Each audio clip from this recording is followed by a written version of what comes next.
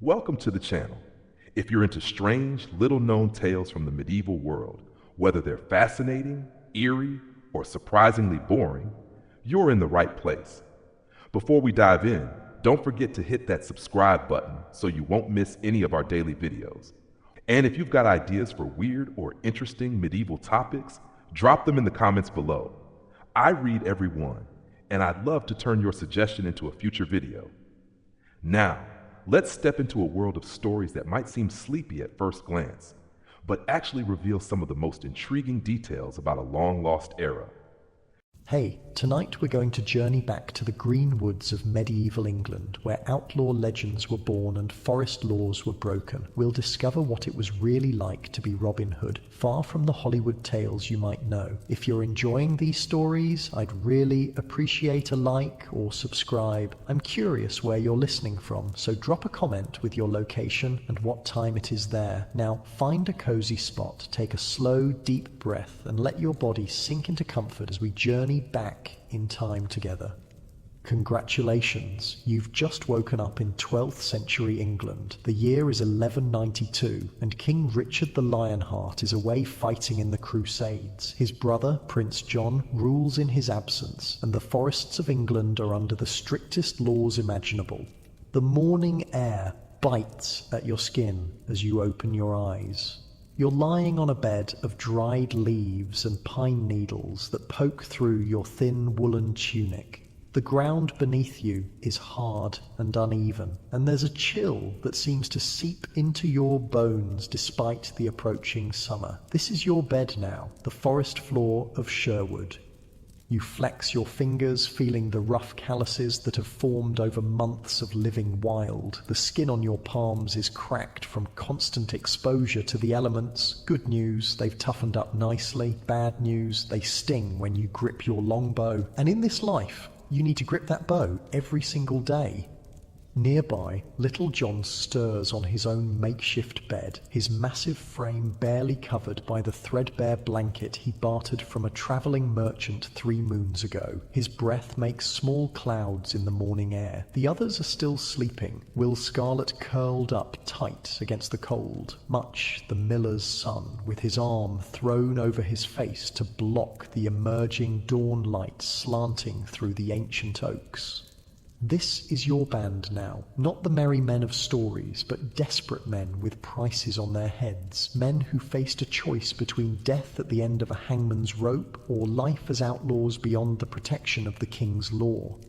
The smell of damp earth fills your nostrils as you sit up slowly, muscles aching from another night on the ground. Sleeping rough isn't romantic or adventurous, it's painful and exhausting. Your back never quite gets used to it, though it does get better with time. The first weeks were the worst, when every morning brought new pains and stiffness that made you question your choice to flee into the greenwood. You run your fingers through your hair, now long and tangled. There are no baths in the forest, just quick washes in cold streams when you dare to expose yourself to the chill. Your beard has grown thick, good for warmth, but itchy and lice-filled if you're not careful to keep it clean. Personal grooming becomes less important when you're focused on simply surviving. Little John groans as he sits up, his joints cracking loudly in the quiet of the dawn. Another day in paradise, he mutters, his voice gravelly from sleep and the constant dampness that seems to cling to everything in the forest. At least we're not hanging from the sheriff's gallows, you reply, the same response you give almost every morning. It's become a ritual between you, his complaint and your reminder that despite everything, you're still alive. Yet, he adds with a wry smile that doesn't reach his eyes, the smell of wood smoke reaches you before the sight of the small, carefully tended fire at the edge of your camp. Much is already awake after all, tending to the morning meal. The fire is small and the smoke minimal, a skill you've all had to master. A large fire would bring the sheriff's men down upon you faster than you could knock an arrow. Even this small one is a risk, but the morning is cold enough to justify it.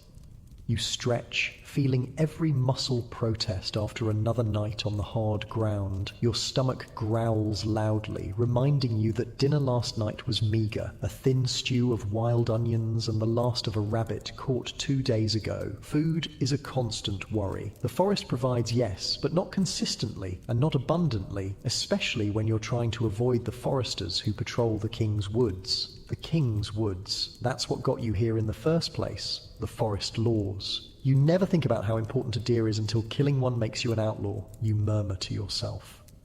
Before you became Robin Hood, you were simply Robert, a yeoman with a small plot of land at the edge of the village. You weren't wealthy, but you weren't destitute either. You worked hard, paid your taxes, and kept your head down. Then came the harsh winter 3 years ago, when the crops failed and your family was starving. The forest, with its deer and boar, seemed like the answer to your prayers. But the forest belonged to the king. Every deer, every boar, every stick of timber was his by law, and the punishment for poaching was severe: blinding, mutilation, or death, depending on the mood of the sheriff and the local lord. You were caught with a freshly killed deer, its blood still warm on your hands. The choice was simple: stay and face the punishment, or run and become an outlaw. Wolf's Head, they called it. Caput lupinum, a man who could be hunted like a wolf, killed without consequence. A man with no legal rights, no protection under the law. You chose to run.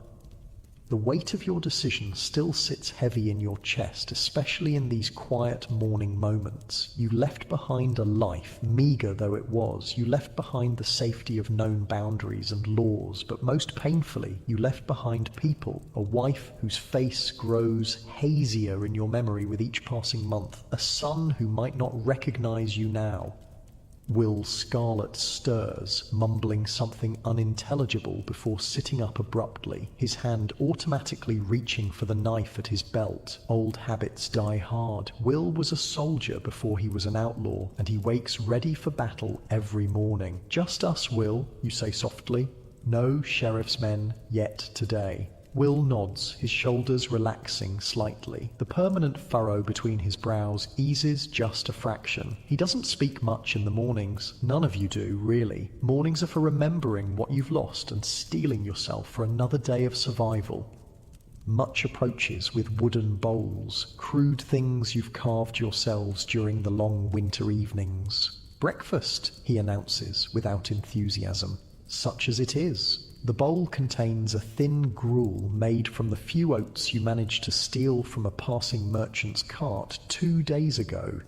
It's bland and barely warm, but it's something to fill the hollow in your stomach. We need to hunt today, Little John says between mouthfuls. Proper hunt, not just setting snares and hoping.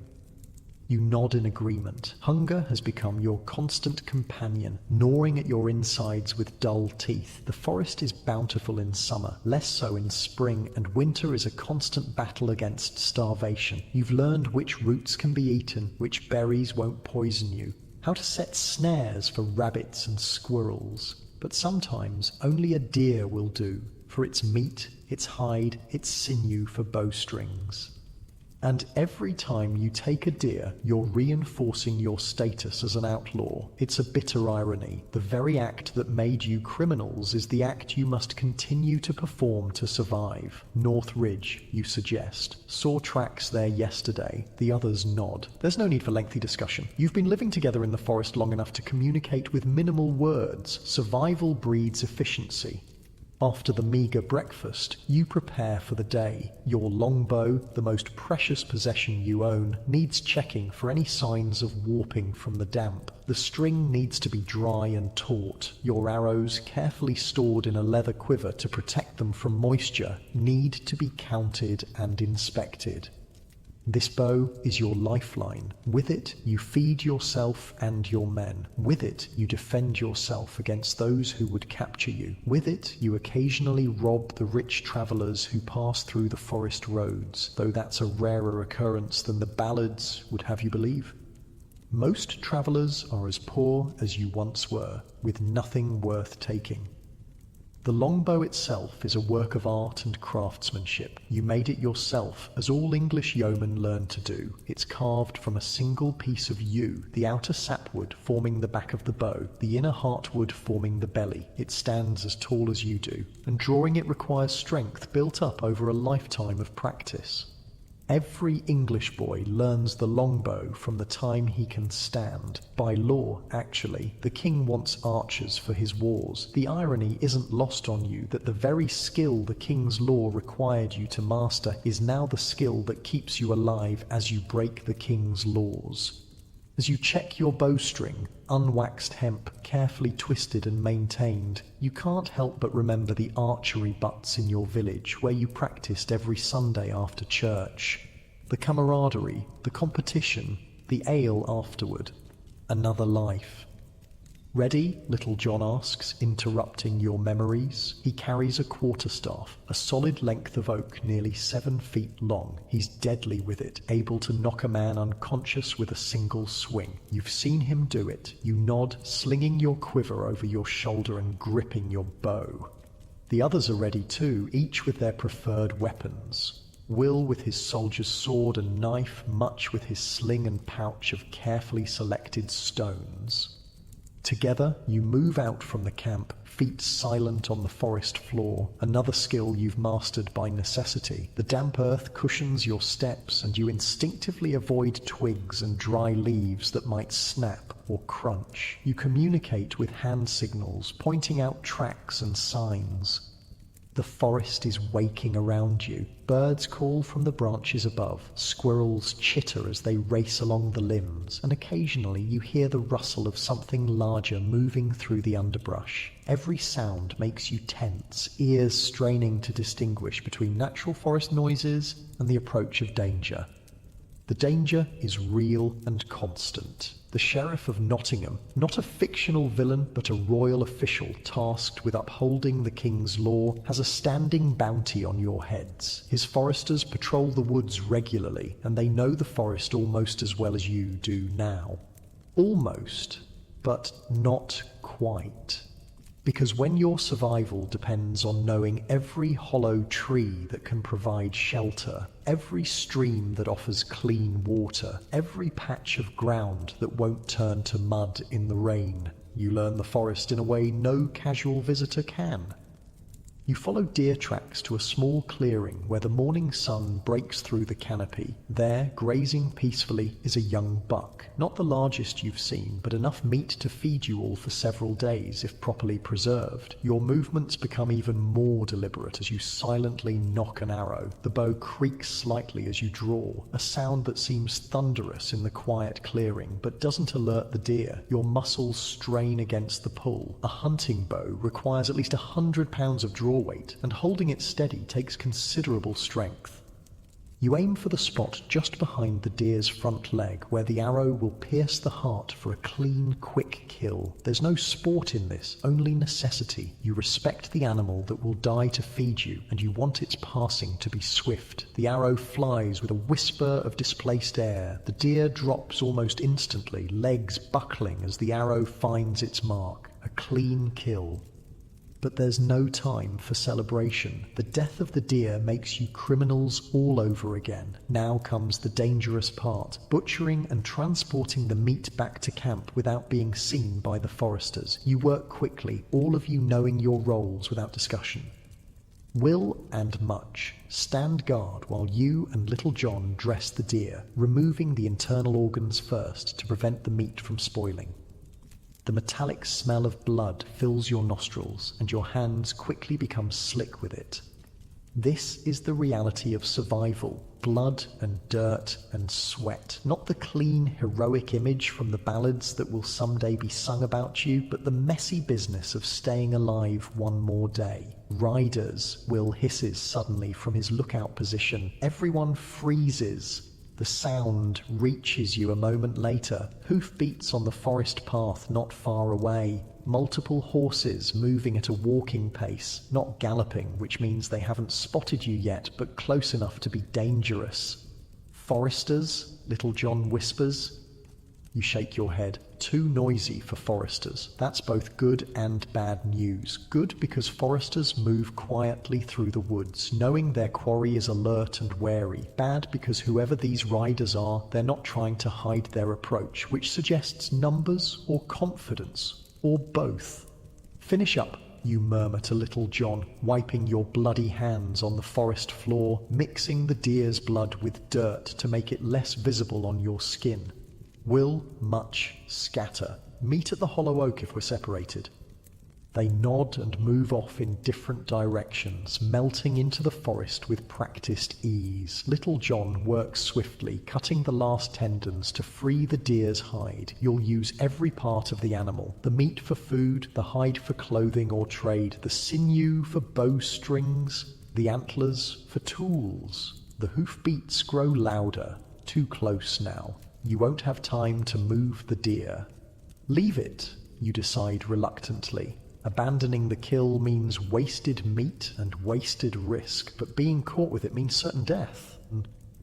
Little John hesitates only a moment before nodding. Together you retreat from the clearing, moving from tree to tree, using the underbrush as cover. The heavy morning dew soaks through your leather boots as you crouch in a thicket of brambles, thorns catching on your clothes. The riders enter the clearing, 5 mounted men in the livery of the Sheriff of Nottingham, led by a figure you recognise with a jolt of hatred. Guy of Gisborne, the Sheriff's master-at-arms, a cruel man who enjoys the hunt for outlaws a little too much.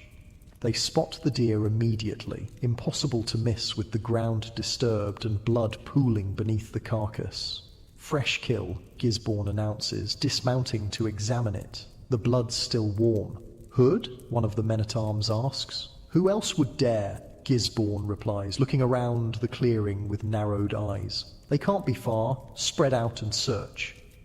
Your heart pounds in your chest as the men dismount and begin to move into the forest. One is heading directly toward your hiding place. Your hand tightens on your bow, but you know that shooting now would bring all of them down on you. The man-at-arms moves closer, his eyes scanning the underbrush. He's less than 10 feet away now, close enough that you can see the dirt under his fingernails and the small scar that runs along his jaw. His hand rests on the hilt of his sword. He stops, looking directly at your hiding place. For a heart-stopping moment, you think he's seen you, your muscles tense, ready to spring if he raises the alarm. Then a call from Gisborne pulls his attention away. "Nothing here, sir," he shouts back, giving your thicket one last glance before returning to the clearing. You release the breath you didn't realize you were holding. Beside you, Little John does the same, the air escaping his lungs in a silent stream. The men confer briefly before mounting their horses again. To your surprise and relief, they don't take the deer, perhaps fearing it's been deliberately left as bait for a trap. As their hoofbeats fade into the distance, you remain motionless, counting slowly to 100 before daring to move. That was too close, Little John mutters as you finally emerge from hiding. Too close, you agree, returning to the deer. But we still have our dinner. This time you work even more quickly, quartering the deer and wrapping the portions in the hide for transport. The weight is substantial. A good-sized deer can provide 50 pounds of meat or more, but divided between you, it's manageable. With your precious cargo, you take a circuitous route back to camp, doubling back several times to ensure you're not being followed. The extra weight makes the journey harder, sweat soaking through your tunic despite the cool morning air.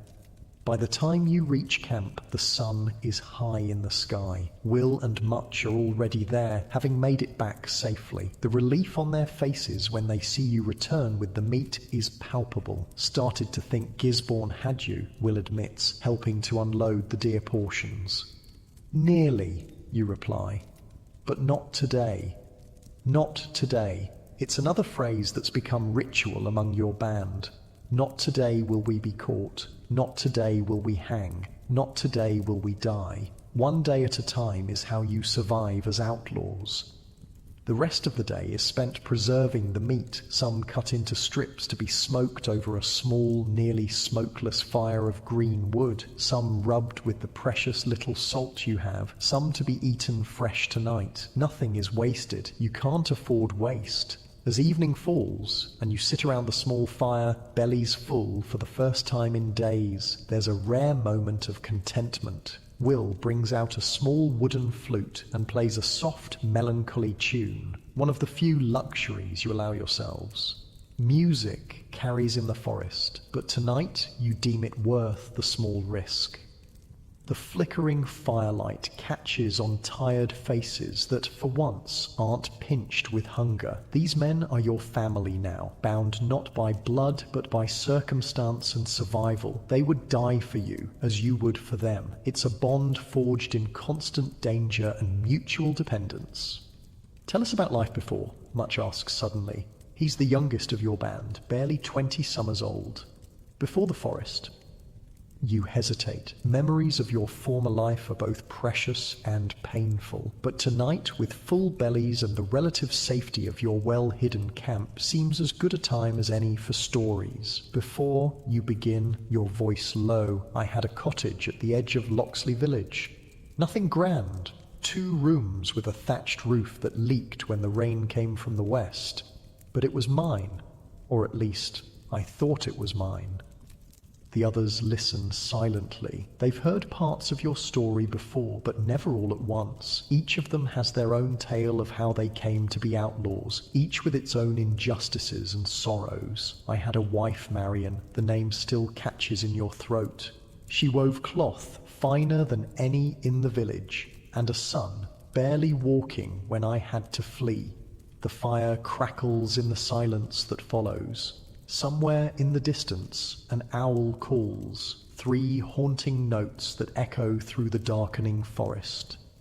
Do you think you'll ever see them again? Much asks, his young face earnest in the firelight. You stare into the flames, watching them dance and flicker. I don't know, you answer honestly. Sometimes I send messages through the friars who pass through the forest.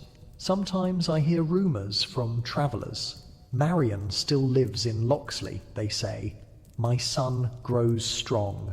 What you don't say is that your son likely doesn't remember you, that Marion may have given up hope of your return, that the life you once had slips further away with each passing day in the greenwood.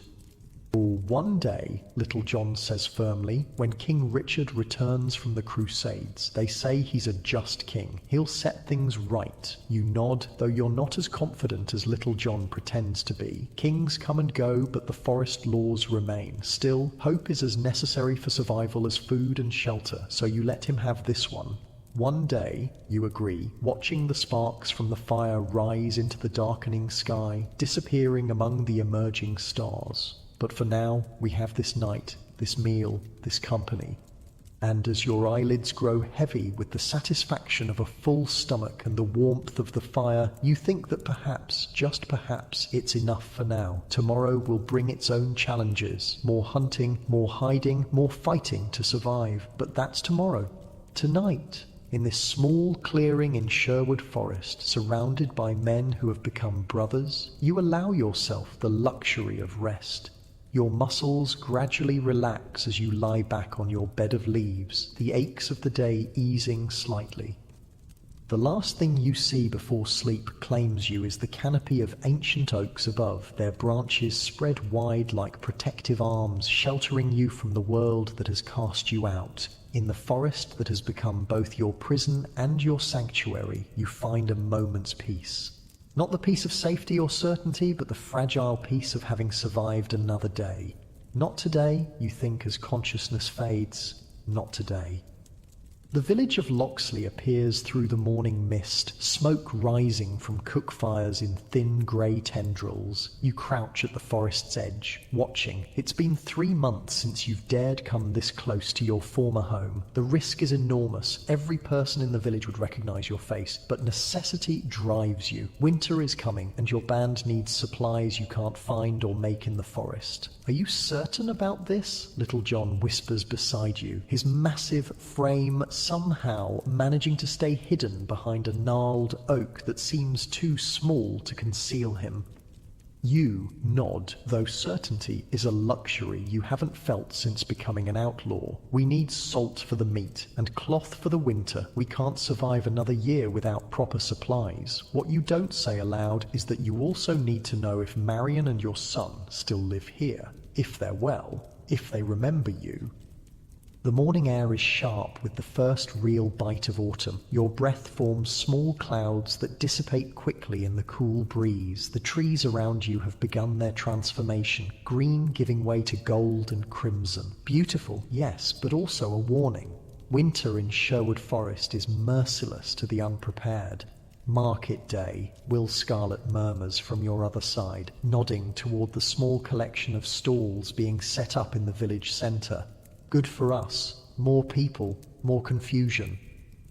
Bad for us, you counter. The sheriff's men always patrol on market day.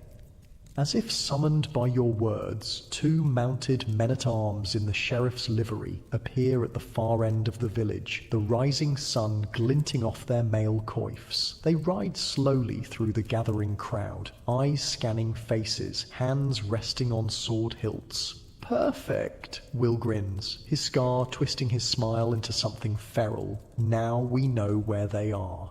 You shake your head at his eagerness. Will has never lost his soldier's desire for confrontation, even when avoidance is the wiser path. We're not here to fight. We get what we need and leave without being seen. Your plan is simple enough. Much, being the least recognizable of your band, will enter the village openly to trade the small trinkets you've carved over the long summer evenings, wooden combs, spoons, bowls, for the supplies you need. The rest of you will wait at the forest's edge, ready to provide support if trouble arises. Much adjusts the rough sack containing your trade goods, his young face solemn with responsibility. What if someone recognizes me? Keep your hood up and your head down, you tell him. Speak as little as possible. Remember, you're a traveller passing through, not a local. He nods, straightening his shoulders. And if I see Marion, the question catches you off guard, though it shouldn't. Much knows what this village means to you. Don't approach her, you say after a moment's hesitation. Don't risk drawing attention to her. Just tell me if she's well. Much nods again and steps out from the cover of the trees, transforming his posture into the slight stoop of an older man. Even from a distance you can see how he subtly changes his gait, hiding his youth and strength behind a facade of weariness. He's learned well in his time with you. You watch with held breath as he mingles with the arriving villagers, just another traveller come to trade on market day. The morning sun strengthens, burning away the mist and illuminating the scene more clearly. The village looks smaller than you remember, the cottages more weathered, the people thinner. 3 years of heavy taxation under Prince John's regency have taken their toll. Your gaze is drawn to your old cottage at the edge of the village. The thatch has been repaired since you last saw it, and smoke rises steadily from the chimney. Someone still lives there at least. Your heart pounds faster at the thought that Marion might step through that door at any moment. Movement, Little John whispers, pulling your attention back to the market. Sheriff's men. The 2 mounted guards have noticed Much and are watching him with the bored interest of men who suspect nothing but are paid to be suspicious anyway. Much keeps his head down, haggling with a woman selling salt and dried herbs. His performance is convincing enough that the guards soon lose interest and continue their patrol. You release a breath you didn't realize you were holding. Each moment Much remains in the village is dangerous, but you force yourself to be patient. Rushing would only draw attention. The minutes crawl by as Much moves from stall to stall, his sack gradually emptying of wooden crafts and filling with more valuable supplies. He's nearly finished when a commotion erupts at the far end of the market. A thin man in ragged clothing, a peasant by his dress, is being dragged toward the village centre by one of the sheriff's men. The other guard follows, leading a skinny cow on a rope. "Thief!" the guard shouts, throwing the peasant to the ground in front of the gathered villagers. This man failed to pay his taxes and tried to hide his livestock from the sheriff's collectors. The peasant struggles to his knees, blood streaming from his nose where he struck the ground. Please, he begs, voice carrying clearly in the sudden silence of the market. It's my only cow. My children will starve without her milk. The mounted guard dismounts, drawing his sword with deliberate slowness. The penalty for tax evasion is the loss of the property in question and 10 lashes, he announces, looking around the gathered crowd with cold eyes. Let this serve as a reminder of what happens to those who defy the sheriff's authority. Your hand tightens on your bow, an arrow already half drawn from your quiver before you realize what you're doing. Little John's hand closes around your wrist, stopping you. Don't, he whispers urgently. You can't save him without exposing yourself, without risking all of us. You know he's right. But the knowledge burns like acid in your gut. This is why you became an outlaw, because the law itself had become a tool of oppression rather than justice, because men like the sheriff use their authority to crush rather than protect. The guard hands his sword to his companion and uncoils a whip from his saddle. The peasant is forced to his knees, his shirt torn away to expose his back. The crowd watches in silent horror, no one daring to intervene, and then, through the crowd, you see her, Marion. Your breath catches in your throat. She stands taller than most of the village women, her dark hair bound under a simple linen head covering. Her face is thinner than you remember, the girlish softness replaced by the sharper angles of a woman who has endured hardship. But her eyes, those haven't changed. They burn with the same quiet defiance you remember, the same refusal to accept injustice as inevitable. Beside her stands a boy of perhaps 5 summers, his hand clutched in hers. Your son. He has your colouring, but Marion's eyes, wide now with fear, as he watches the scene unfolding before him. The guard raises his whip, and something in you breaks. You can't stand by and watch this happen. Not in front of your son, not when you have the power to stop it. Before little John can stop you again, you knock an arrow, draw, and release in one fluid motion. The arrow whistles through the air and strikes with perfect precision, pinning the guard's whip to the wooden post of a market stall. For a moment, everything freezes. The guard stares at his empty hand, then at the whip pinned a dozen yards away. The crowd gasps collectively, heads turning to find the source of the arrow. Run, you command little John and Will, already moving deeper into the forest. Get much, and meet at the hollow oak. They hesitate only a moment before obeying, splitting off in different directions to create confusion for any pursuers. You circle around through the trees, using your intimate knowledge of the forest to move quickly while leaving minimal signs of your passage. The sounds of shouting fade behind you as you run, your feet finding purchase on the uneven forest floor without conscious thought. Your breath comes hard and fast, blood pounding in your ears, not from the exertion you've grown accustomed to moving swiftly through the greenwood, but from what you've just done. You've revealed yourself.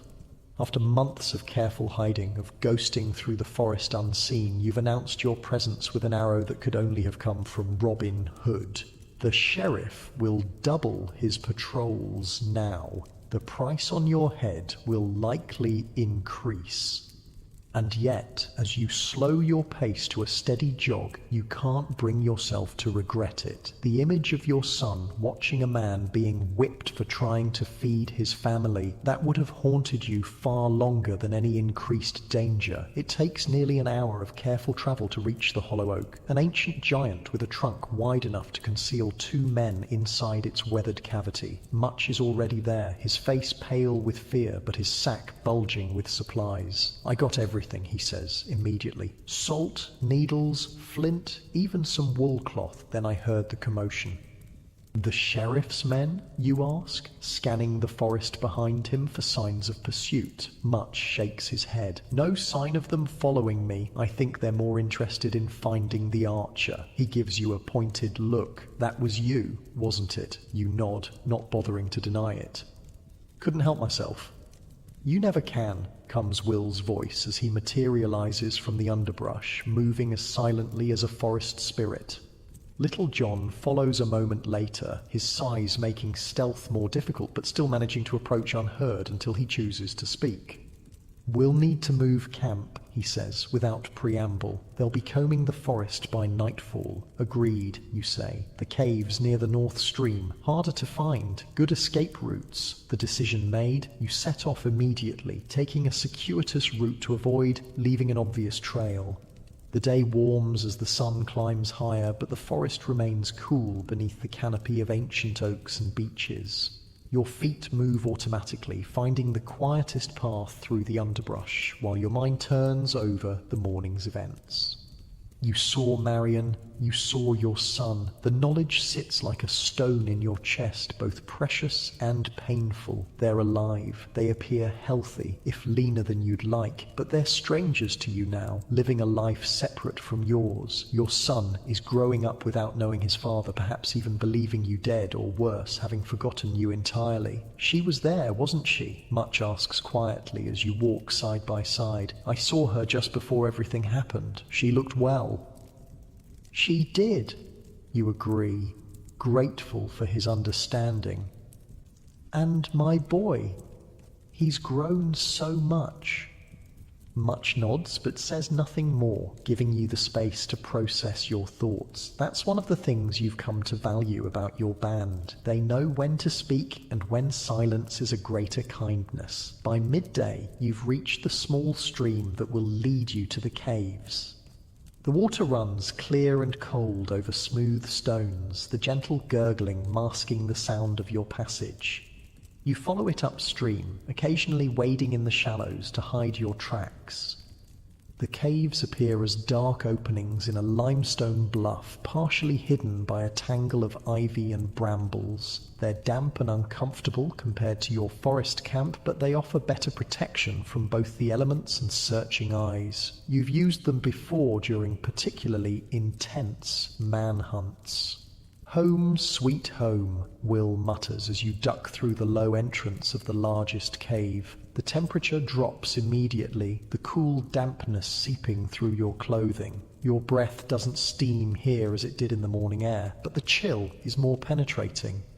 Just for a few days, you remind him, until the search dies down. The cave extends about 20 feet into the hillside before narrowing into passages too small for a man to navigate comfortably. The floor is relatively flat, covered with small stones and sand deposited by ancient flooding.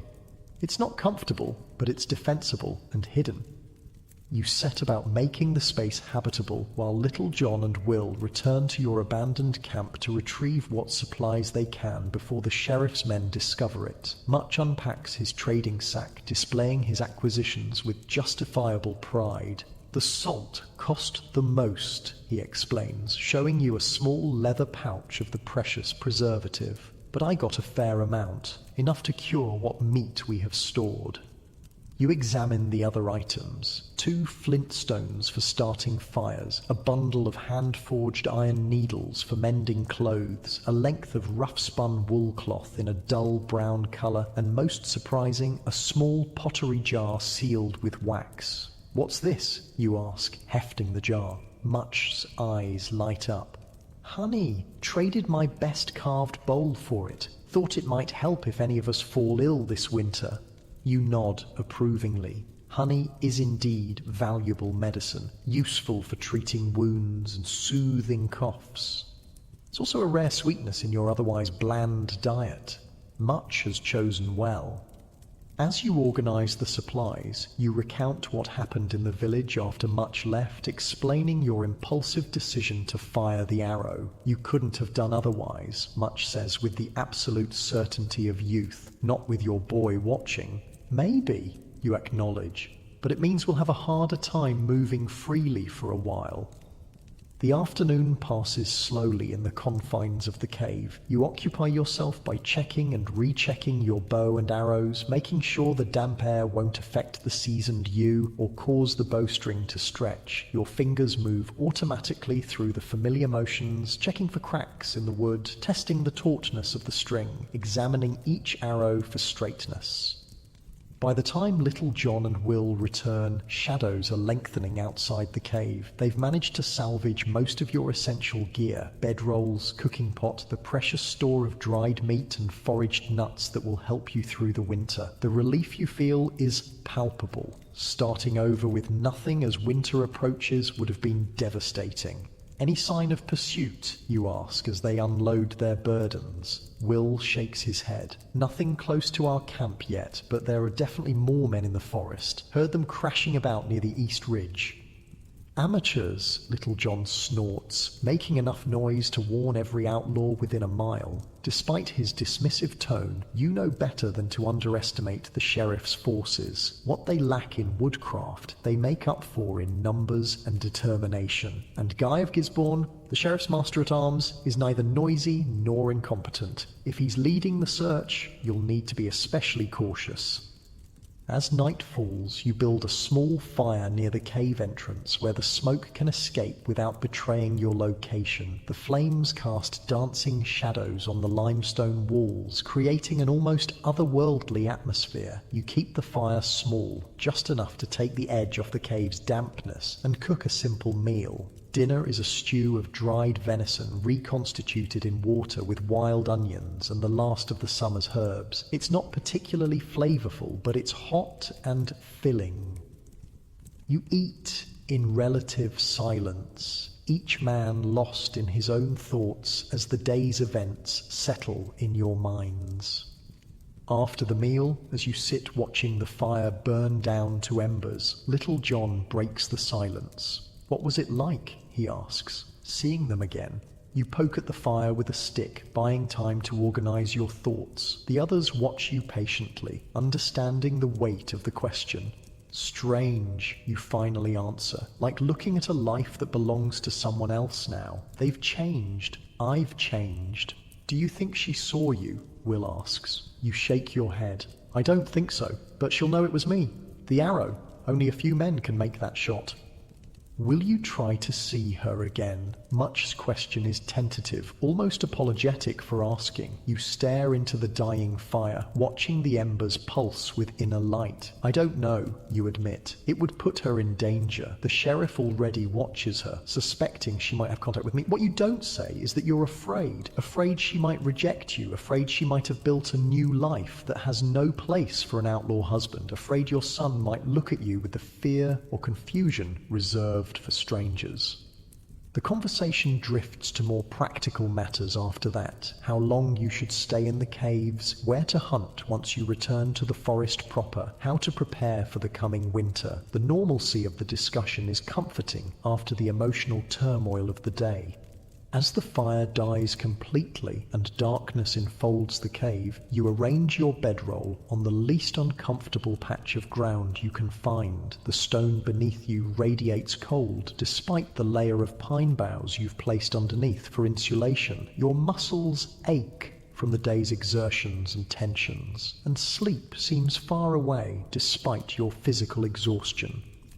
In the darkness, you find your thoughts returning to the village, to Marion, to your son. You wonder what stories she tells him about his father. Does she speak of you as a hero, a villain, or simply a man who had to leave? Does she hold out hope for your return, or has she accepted your absence as permanent? These thoughts chase each other through your mind until they're interrupted by a sound at the cave entrance. A soft scuffing that could be the wind moving branches, or could be something more concerning. You sit up silently, hand already reaching for your bow. The others are awake too, you can tell by the change in their breathing, by the subtle shift of weight as they reach for their weapons. Months in the forest have attuned you all to the slightest disturbances. A figure appears in the cave entrance, silhouetted against the marginally lighter darkness of the night outside. Your arrow is nocked and halfway drawn before a familiar voice stops you.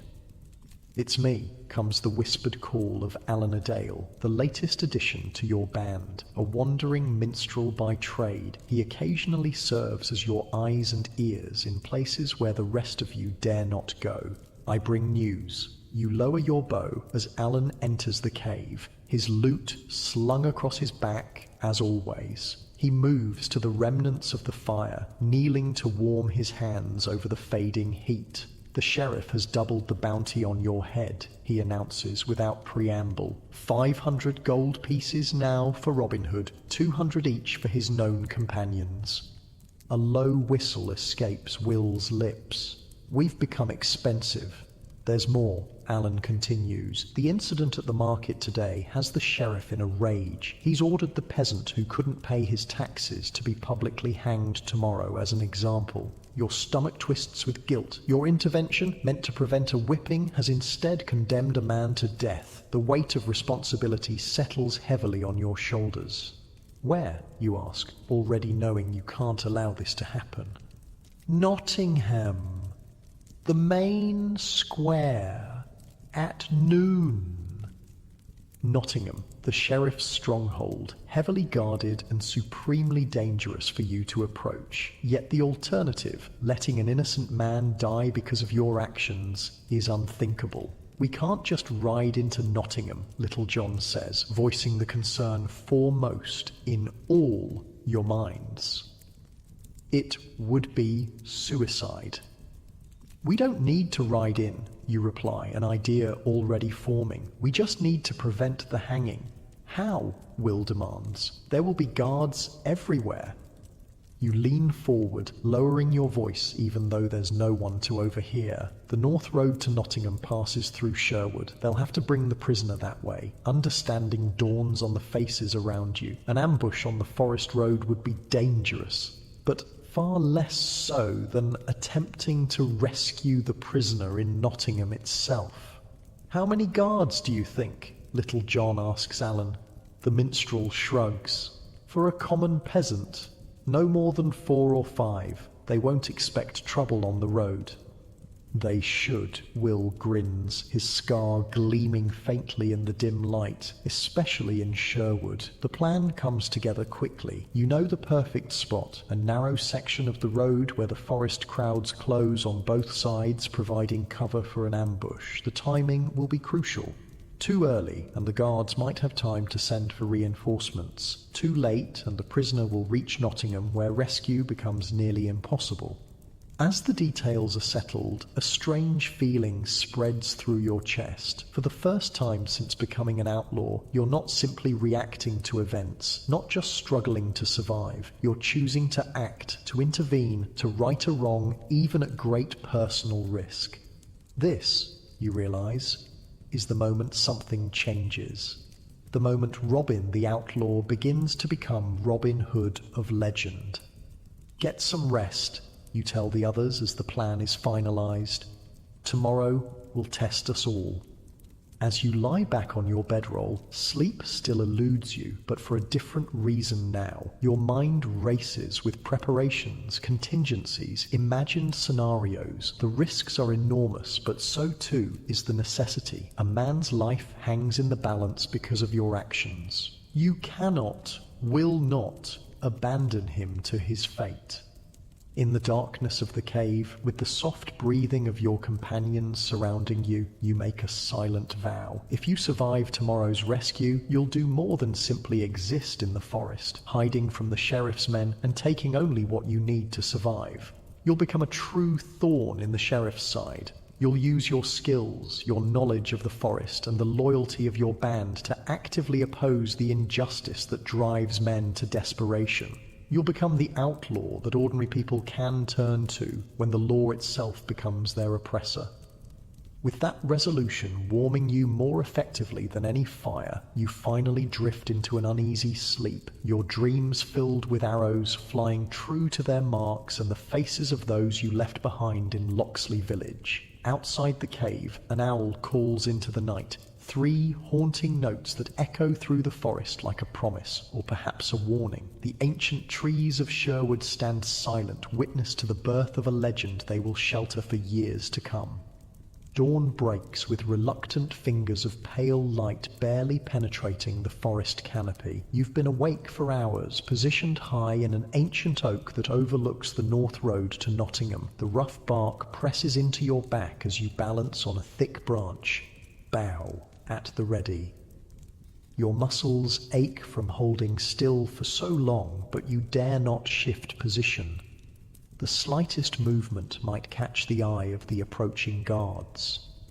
Below and around you, hidden in the undergrowth and behind massive tree trunks, your men wait. Little John with his quarterstaff, Will Scarlet with his soldier's sword, Much with his sling, and Alan with a bow nearly as fine as your own. Not a large force to oppose the sheriff's men, but what you lack in numbers, you make up for in determination and the advantage of surprise. The morning air is heavy with mist that clings to the forest floor, swirling around tree trunks like ghostly fingers. The moisture seeps into your clothes, making them feel clammy against your skin. Your breath forms small clouds that dissipate quickly in the cool air. Autumn is deepening its hold on Sherwood, the leaves now more gold and crimson than green, the forest floor carpeted with those that have already fallen. A jay calls sharply from a nearby tree, startling you despite your tense vigilance. Birds make poor sentinels. They alarm at any disturbance, from a prowling fox to a gentle breeze. Still, you find yourself counting the seconds after its cry, wondering if it signaled the approach of men. And then you hear it, the distant clop of hooves on the packed earth of the road, the jingle of bridles, the creak of leather. Your fingers tighten imperceptibly on your bow, testing the smooth yew one last time. They appear through the mist like apparitions, 4 mounted guards in the sheriff's livery, and between them a single figure on foot. The prisoner is bound with his hands before him, connected by a rope to the saddle of the lead guard. Even from your perch, you can see he stumbles with exhaustion, struggling to keep pace with the horses. The guards look bored rather than alert, confident in their authority and the unlikelihood of trouble on the King's Road. They talk among themselves, voices carrying clearly in the still morning air. "Waste of a day escorting this wretch to Nottingham," complains one, a burly man with a patchy beard. "He's just a peasant who couldn't pay his taxes." "Sheriff's orders," replies another with a shrug. "Make an example of him," he says. "Still, hanging seems excessive for hiding a cow," says a third, younger than the others, his face smooth beneath his helmet. The burly guard snorts. "Getting soft, Thomas? It's not about the cow. It's about defying the sheriff. Can't have the peasants thinking they can hide their livestock when the tax collectors come." Your jaw tightens at the casual cruelty of their conversation. This is what the law has become. Not protection for the people, but a weapon to keep them compliant, to squeeze from them what little they have. The party approaches the narrowest point of the road, where the ancient oaks press closest to the path, their massive roots occasionally breaking through the surface of the packed earth. This is where you've chosen to strike. The spot offers the most cover for your men and the least room for the guards to maneuver their horses. You wait until the lead rider passes directly beneath your position. Then, with a deep breath to steady your aim, you loose your first arrow. It flies true, striking the ground directly in front of the lead horse. The animal rears in fright, nearly unseating its rider. Before the guards can recover from the surprise, you stand on your branch, fully visible now. "Hold!" you call out, voice ringing with authority that you've cultivated over months of leading your small band. "Release your prisoner, and you may continue unharmed." The guards reach for their swords, eyes scanning the trees. The burly one, clearly the leader, spots you and points. "Archer in the tree, get him!" Before he can finish the command, your men emerge from their hiding places, surrounding the small party. Little John steps onto the road, his quarterstaff held ready, blocking the path ahead. Will and Much appear on the opposite side, weapons drawn. Alan remains hidden, his bow trained on the guards from cover. "You're outnumbered," you inform them, knocking another arrow, "and outmatched. I won't ask again. Release the prisoner." The lead guard assesses the situation, eyes narrowing as he counts your visible men. His hand remains on his sword hilt, but he doesn't draw. "You're the one they call Hood," he says, more statement than question. "I am," you confirm, allowing a slight edge to enter your voice. "And I don't take kindly to men being hanged for trying to feed their families." The younger guard, Thomas, looks nervous now, his eyes darting between you and his companions.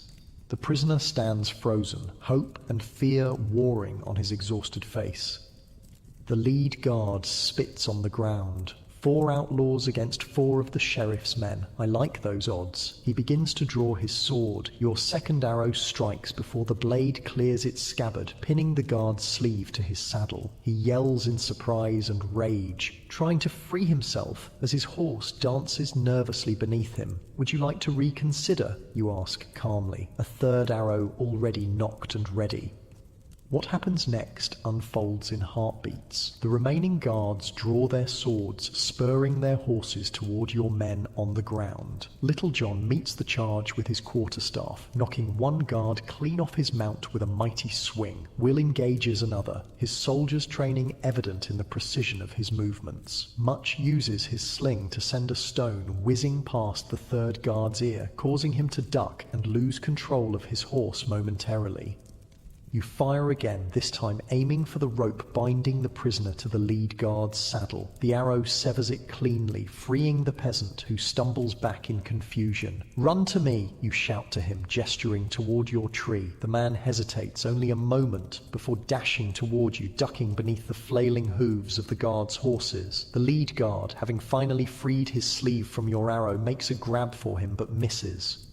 The skirmish is brief but fierce. Your men, though outnumbered, have the advantage of surprise and righteous anger. Within minutes, all 4 guards are disarmed, though not seriously injured. This is a deliberate choice. Killing the sheriff's men would only escalate the manhunt against you. You descend from your perch with practiced ease, bow slung across your back. The prisoner stares at you with wide eyes, hardly believing his sudden reversal of fortune. "Thank you," he breathes, his voice rough with emotion. "They were going to hang me for a cow."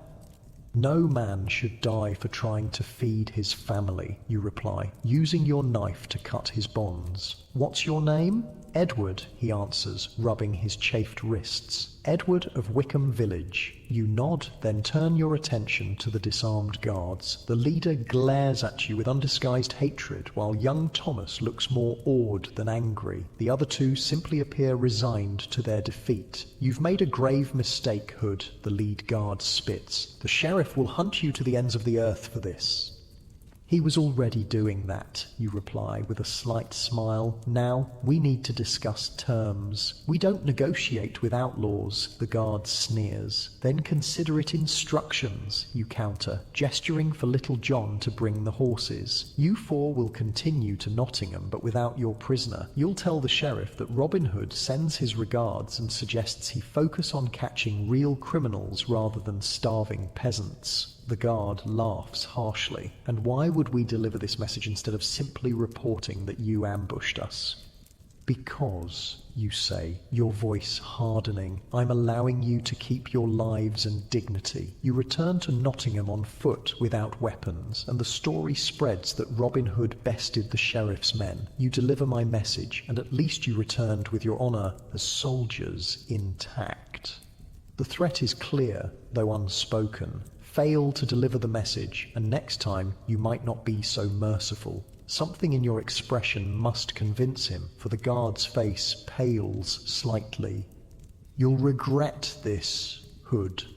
The sheriff has ways of dealing with outlaws."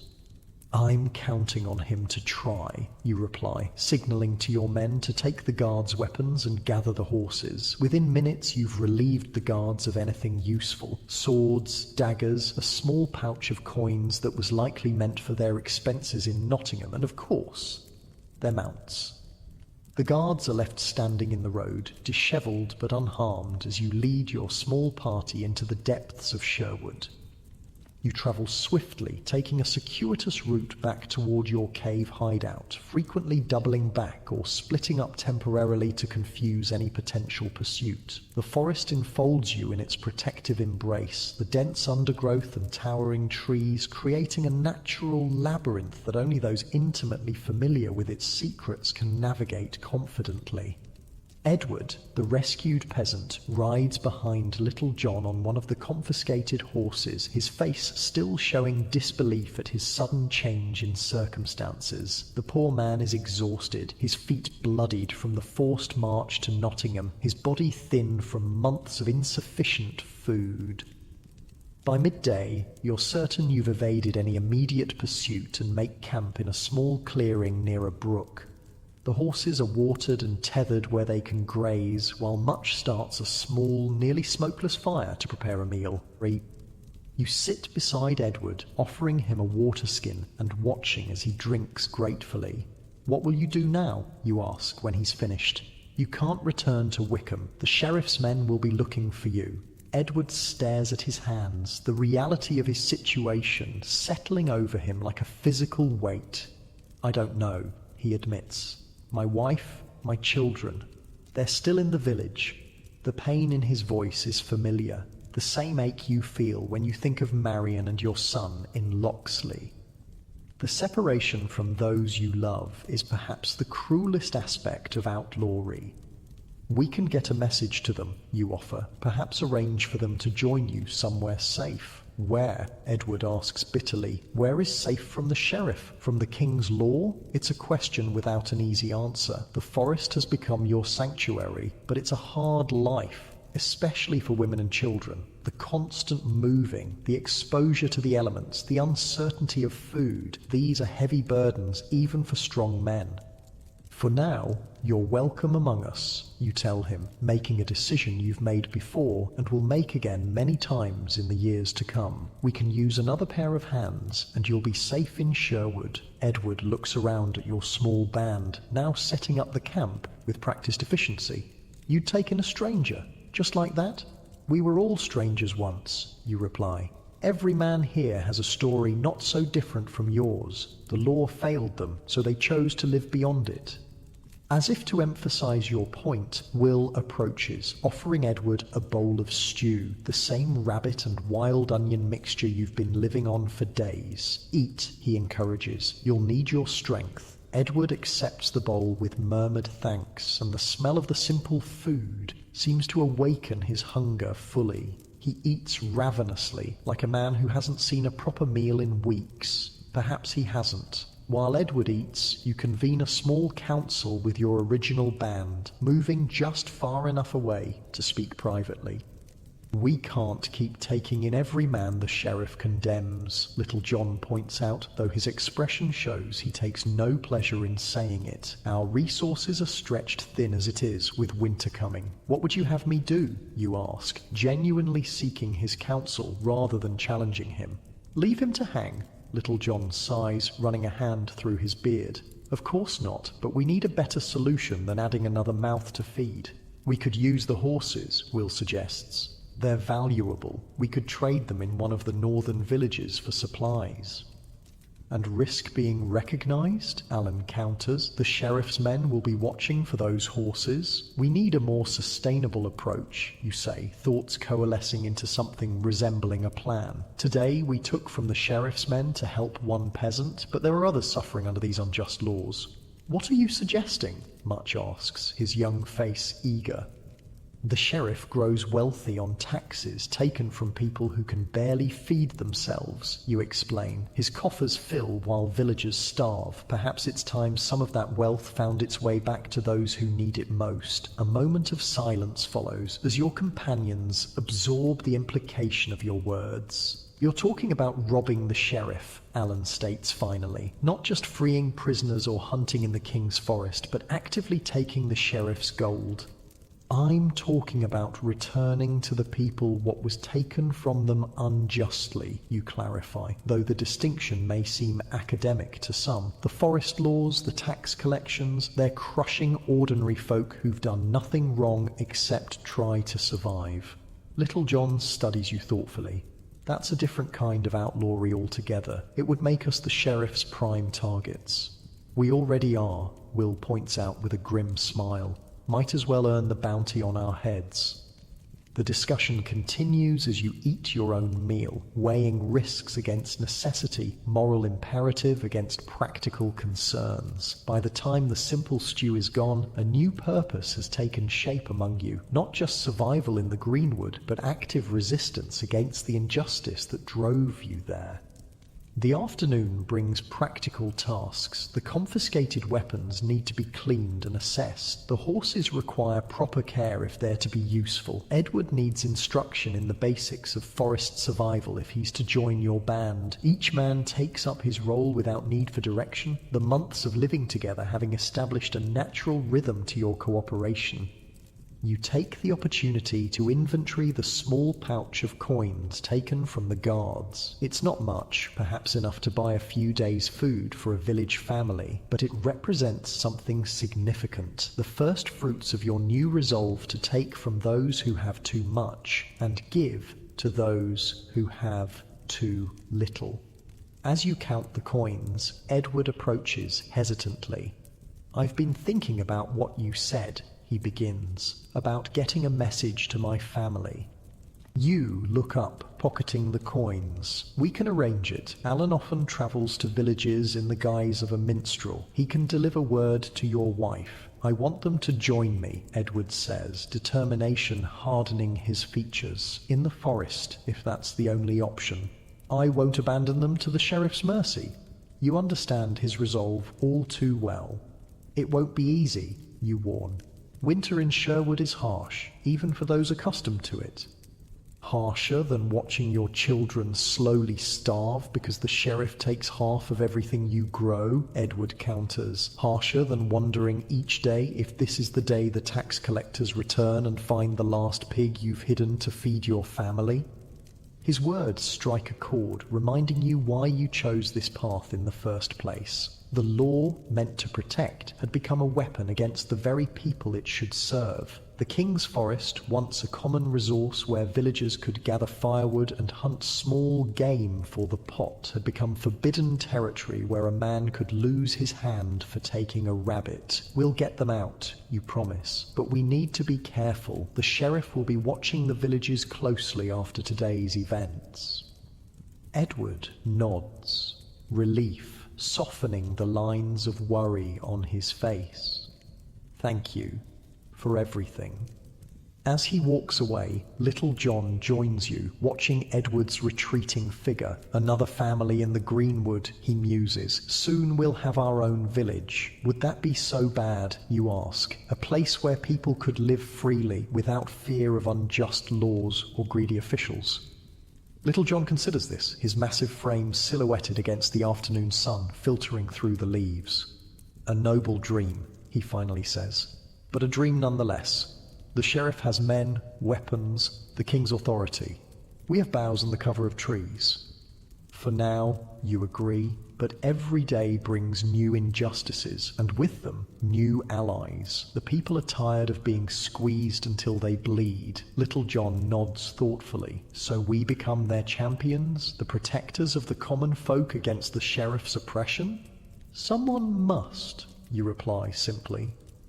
The remainder of the day passes in preparation. You decide to move deeper into the forest, away from the roads where the sheriff's men will be searching with renewed vigor. The caves have served their purpose as a temporary shelter, but they're too confining for an extended stay, especially with the addition of Edward and eventually his family. You know of a clearing several miles north near the heart of Sherwood, where the trees form a natural barrier against wind and weather. It's far from any established path, with a spring nearby for fresh water and game trails indicating good hunting. It will serve as a more permanent camp as winter approaches. The journey takes the remainder of the daylight hours, winding through the deepest parts of the forest where few dare to venture. The trees here are ancient giants, their massive trunks wider than a man can reach around, their canopies so dense that in places it seems like twilight even at midday. Moss covers the forest floor in thick carpets, muffling your footsteps and creating an almost sacred hush. Edward gazes around in wonder as you travel. I've lived beside Sherwood all my life, he confesses, but I've never ventured this deep. Few do, you tell him. The forest laws keep honest folk to the edges, and the stories of outlaws and spirits scare away the rest. Stories of men like you? Edward asks with a hint of a smile. Perhaps, you acknowledge, though I suspect those tales grow more fantastic with each retelling. I've heard that Robin Hood can split an arrow at 100 paces and has never missed a shot. Little John, overhearing, laughs. Tell that to the deer that escaped you last week.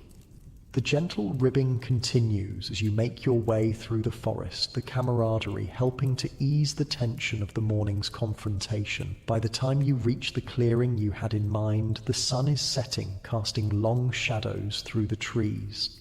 The clearing appears much as you remembered it, a natural opening in the forest about 50 paces across, surrounded by massive oaks and beeches. The spring bubbles up from between moss-covered rocks at one edge, forming a small stream that winds away into the trees. The ground is relatively level, carpeted with soft grass rather than the tangled undergrowth that dominates much of the forest floor. This will do, you decide, setting down your pack. We'll make camp here tonight and begin building something more permanent tomorrow. As the others begin the familiar routine of setting up camp, you take a moment to stand alone at the edge of the clearing, watching the last light fade from the sky. The day's events replay in your mind: the ambush, the confrontation with the sheriff's men, the decision to actively oppose rather than merely evade. You've crossed a threshold today, though perhaps the path was inevitable from the moment you chose outlawry over submission to an unjust punishment. Still, there's something significant in the deliberate choice to become not just an outlaw, but a champion for those oppressed by the very laws that should protect them. The sound of Alan tuning his lute draws your attention back to the camp. Despite the day's exertions and the seriousness of your discussions, there's a lighter mood among your band tonight. Perhaps it's the success of the rescue, or the newfound purpose that seems to have energized everyone. Whatever the cause, you welcome it. As darkness falls completely, Much gets a small fire going, carefully tended to produce minimal smoke. The flames cast dancing shadows on the faces gathered around, highlighting expressions that seem more hopeful than you've seen in some time. Alan begins to play, his fingers drawing a lilting melody from the lute strings. It's a folk tune you recognize, one sung in village taverns throughout the region, but the words he sings are new. In Sherwood Forest, green and deep, where shadows dance and secrets keep, there lives a band of righteous men who take from rich to give again. Their leader, bold with bow in hand, defends the poor throughout the land. Robin Hood, the people's friend on whom the helpless may depend. The impromptu ballad continues, recounting the day's rescue in terms far more heroic than the reality. By the final verse, Edward is wiping away tears, and even the usually stoic Will is smiling. Is that how they'll remember us, do you think? Much asks when the song ends. As heroes? That depends on who's doing the remembering, you reply. To the sheriff, we'll always be criminals. To those we help, perhaps something else. The conversation turns to plans for the new camp. What structures you'll need before winter sets in, how to make them weather-tight yet concealable, where to position lookouts. The practical concerns of survival haven't vanished with your new purpose. If anything, they've become more complex with the addition of Edward and soon his family. As the fire burns low and the night deepens, your companions gradually retire to their bedrolls, exhausted from the day's events. You take the first watch, as you often do, settling with your back against a massive oak at the edge of the clearing.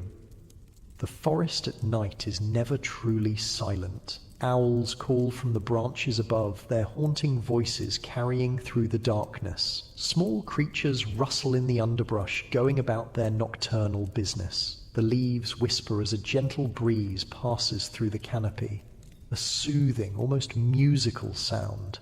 These night sounds have become familiar, even comforting during your time in Sherwood. What once seemed ominous or alien now feels like the natural rhythm of the world, a rhythm you've become attuned to through necessity and constant exposure. Your thoughts drift to what lies ahead. The sheriff will not take today's defiance lightly. The guards you humiliated will tell their tale, perhaps embellished to save face, and the hunt for Robin Hood will intensify. You've chosen a more dangerous path, one that puts not just yourself, but all who follow you at greater risk.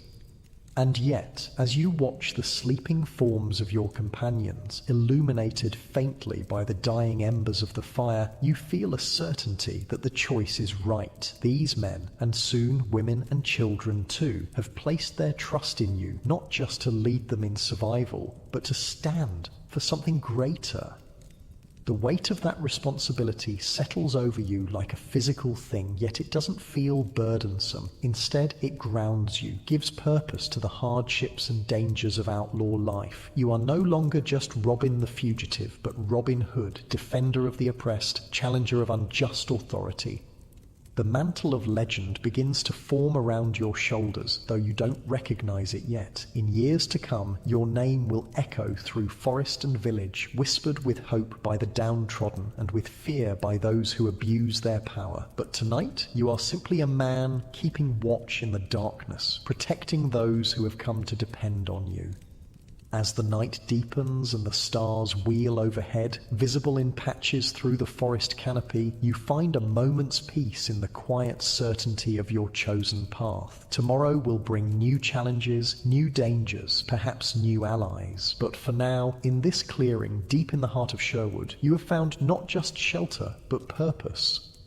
The owl calls again, closer this time, its voice carrying through the darkness like a blessing or a promise. You listen, your body gradually relaxing as the familiar night sounds wash over you, your eyelids growing heavy despite your determination to remain alert. In this moment between wakefulness and dreams, the forest seems to whisper its approval of your choice, the ancient trees bearing witness to the birth of a legend that will outlive them all. Winter descends on Sherwood Forest with unforgiving swiftness. One day the leaves are a riot of crimson and gold. The next, a bitter wind strips the branches bare, leaving skeletal fingers reaching toward a pewter sky. The first snow comes earlier than expected, dusting the forest floor with white that crunches beneath your boots. You stand at the edge of the camp, watching your breath cloud in the frigid air. The weeks since rescuing Edward have passed in a blur of preparation. Your band has grown, not just with Edward's family, who arrived under cover of darkness a fortnight ago, guided by Alan through the forest paths, but with 3 more men who sought you out after hearing tales of Robin Hood's defiance of the sheriff.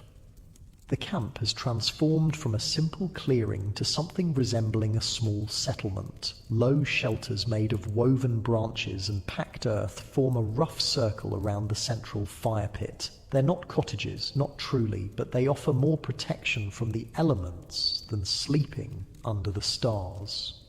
The roofs are thatched with reeds from the nearby stream, layered thick to shed rain and snow, and the walls are chinked with moss and clay to keep out the wind.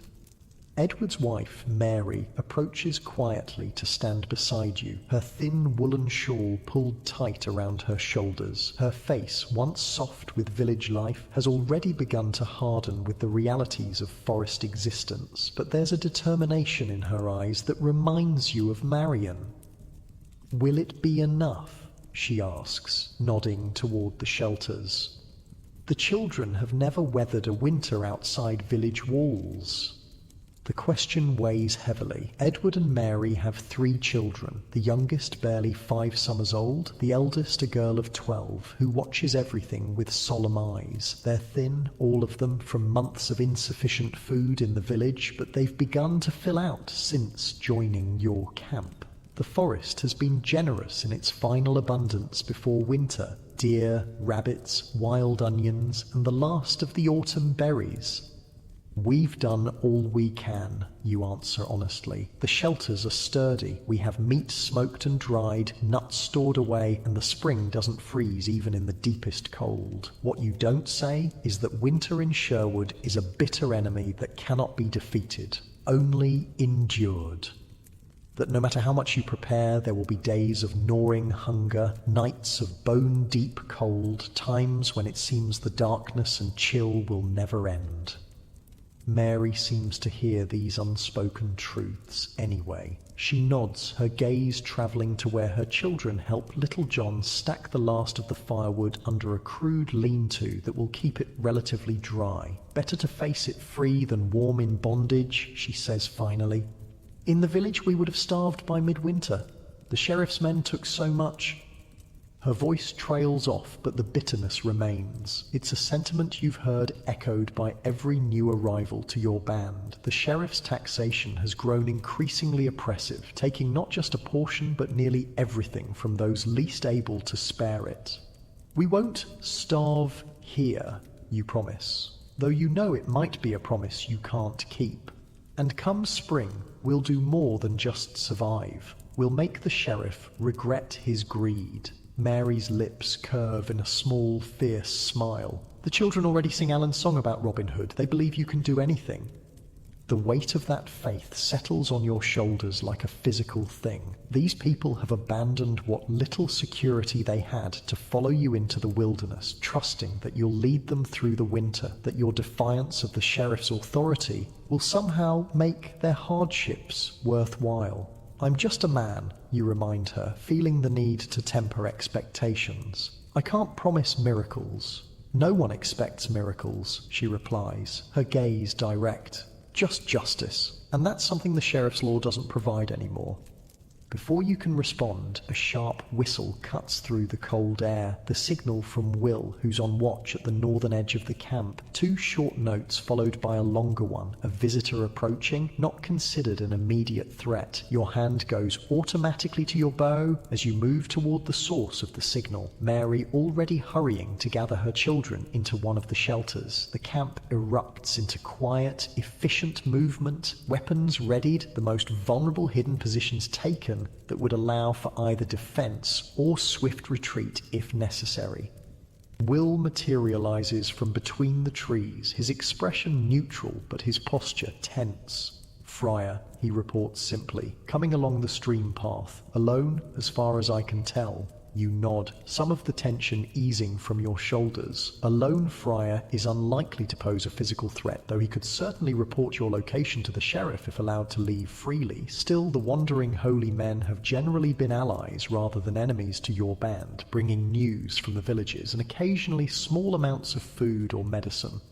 I'll meet him, you decide. Little John with me, the rest of you stay alert. Little John falls into step beside you, his quarterstaff held casually but ready. Together you move through the winter-bare forest toward the small stream that provides your camp with water. The ground is hard beneath your boots, frozen in the late autumn chill, the thin covering of snow crunching softly with each step. You spot the friar before he sees you, a round figure in a brown robe, the hood pulled up against the cold. He moves slowly along the stream bank, occasionally stopping to examine something on the ground or in the water. There's something familiar about his gait, the way he holds his head. Tuck, you call out, the name coming to you suddenly. The figure straightens and turns, the hood falling back to reveal a round face with a fringe of greying hair and bright, intelligent eyes. "Robin!" he exclaims, his voice carrying in the still air. "I thought I might find you hereabouts." Friar Tuck was once the chaplain at a small monastery near Loxley before it was dissolved in a dispute with the bishop. Since then, he's wandered the forests and villages, offering spiritual comfort and practical help where he can. You've encountered him several times since becoming an outlaw, always finding him a source of reliable information and unexpected wisdom. "You're far from the roads, Tuck," you observe as you approach, clasping his hand in greeting. "Not many travel this deep into Sherwood, especially with winter coming on."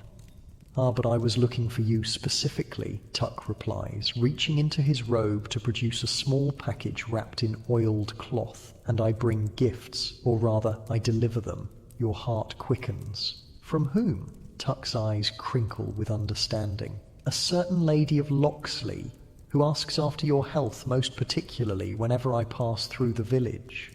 Marion. The knowledge that she still thinks of you, still cares enough to send gifts through Tuck, warms you more effectively than any fire could. You accept the package with hands that you force to remain steady.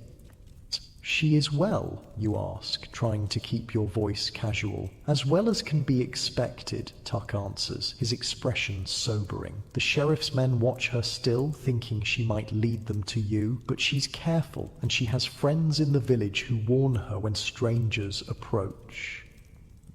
And my son. Growing strong, Tuck says with a genuine smile. A handsome lad with his mother's wit and his father's arm. He's already showing skill with a small bow. Pride and sorrow mingle in your chest at the thought of your son learning archery without your guidance, another thing the sheriff and his unjust laws have stolen from you. Come, you say, tucking the precious package into your tunic. Our camp is nearby. You look like you could use a warm fire and a meal. Tuck follows willingly, chatting with Little John about mundane matters as you lead the way back to camp. But once you're seated near the central fire, a wooden bowl of rabbit stew warming his hands, his expression turns serious. I bring news as well as gifts, he announces, looking around at the gathered faces of your band, and I'm afraid it's not good. The atmosphere around the fire shifts, the brief relaxation brought by Tuck's familiar presence giving way to renewed tension. The sheriff has declared a new tax, Tuck continues, his voice low but carrying to all who listen. A winter tithe, he calls it, though it has nothing to do with the church. 1/5 of all stored food to be collected before the first heavy snow. Murmurs of anger and disbelief ripple through your band. Winter is already the leanest time for village families. To take 1/5 of their carefully preserved stores is to condemn many to hunger, perhaps even starvation. He claims it's to provision his men for increased patrols. Tuck explains, his own disgust evident. Patrols to catch outlaws, he says. But everyone knows the food will go to his own table, to fund his Christmas feasting while the people who grew it go hungry. Your hand tightens on your bow, knuckles whitening with suppressed rage. This is beyond mere taxation. It's cruelty disguised as law. When do the collections begin, you ask, mind already racing with possibilities. They've started in the eastern villages, Tuck replies. Loxley will be among the last, perhaps 3 days from now. 3 days. Not much time to plan, but perhaps enough. What are you thinking, Robin? Little John asks, knowing the look on your face all too well. I'm thinking it's time the sheriff's men learned that taking from those who have little comes with consequences, you answer, the beginnings of a plan taking shape. I'm thinking it's time Robin Hood truly earned his reputation. The discussion that follows is intense, with various members of your band offering suggestions, pointing out potential problems, debating the risks versus the necessity. Tuck listens silently for a time before clearing his throat. If I may, he says, drawing all eyes to him. The people already speak of you as a defender against injustice. The tale of how you rescued Edward has spread to every village in the Shire, but tales alone won't feed hungry children when the snow lies deep. What are you suggesting, Friar? You ask, though you suspect you know. That Robin Hood become more than just a defiant outlaw, Tuck says simply. That he become a symbol of hope, not just by opposing the sheriff's men, but by actively helping those they harm. It's the same conclusion you've been moving toward since the day you rescued Edward. Not just survival in the Greenwood, not just occasional defiance of unjust authority, but a deliberate campaign to protect those who cannot protect themselves. The winter tax, you say slowly, if we could take it back from the sheriff's men and return it to the villages, it would be dangerous, Will warns, though his expression suggests he's not opposed to the idea. The collections will be heavily guarded. All the more reason to strike early, you counter, before they expect resistance, before they consolidate the collected food in Nottingham Castle, where we couldn't hope to reach it. The planning continues late into the night, growing more detailed as the enormity of what you're proposing becomes clear. This won't be a simple ambush like the one that freed Edward. This will be a direct challenge to the sheriff's authority, a public declaration that Robin Hood and his band are not just fugitives, but active opponents of the regime.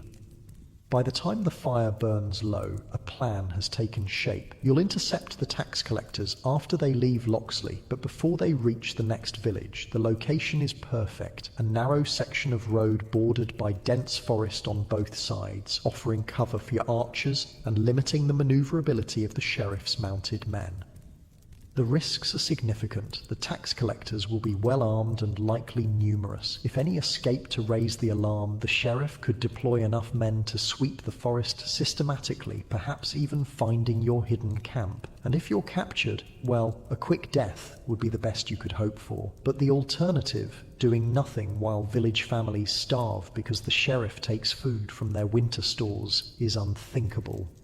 As the others gradually retire to their shelters, you remain by the dying fire, turning the plan over in your mind, looking for weaknesses, for contingencies you haven't considered. Tuck joins you, his round face serious in the fading firelight. "You've changed," he observes quietly. "The Robin I knew in Locksley would never have imagined himself leading men against the sheriff's authority." "The world changed around me," you reply, poking at the embers with a stick. "Or perhaps I simply saw it more clearly once I was outside the protection of its laws."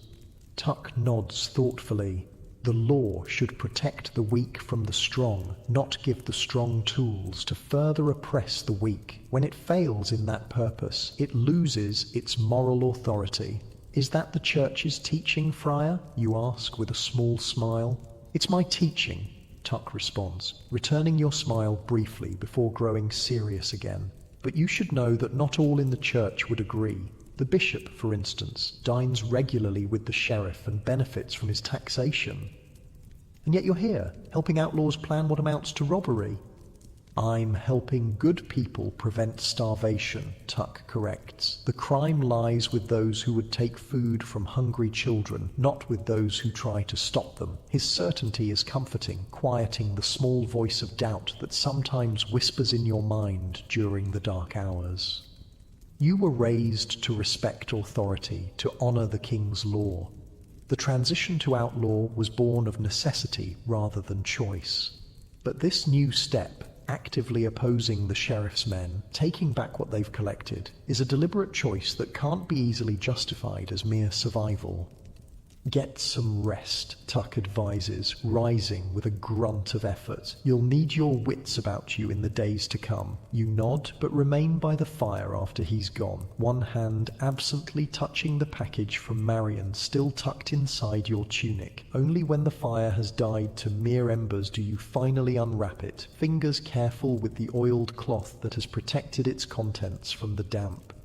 Inside is a small wooden pendant on a leather cord, a carving of a running stag. The work simple but beautifully executed. You recognize it immediately as Marion's handiwork. She had always been skilled with a small knife, creating delicate figures from scraps of wood while sitting by the fire in your cottage. Beneath the pendant is a piece of linen carefully folded. You unfold it to find a few words written in charcoal in Marion's neat hand. "We are well. He asks about you. Stay safe." Just 9 words, but they pierce your heart more effectively than any arrow. You trace the letters with a calloused fingertip, feeling both closer to and further from your family than ever. They are well. Your son asks about you. Marion still cares enough to risk sending messages.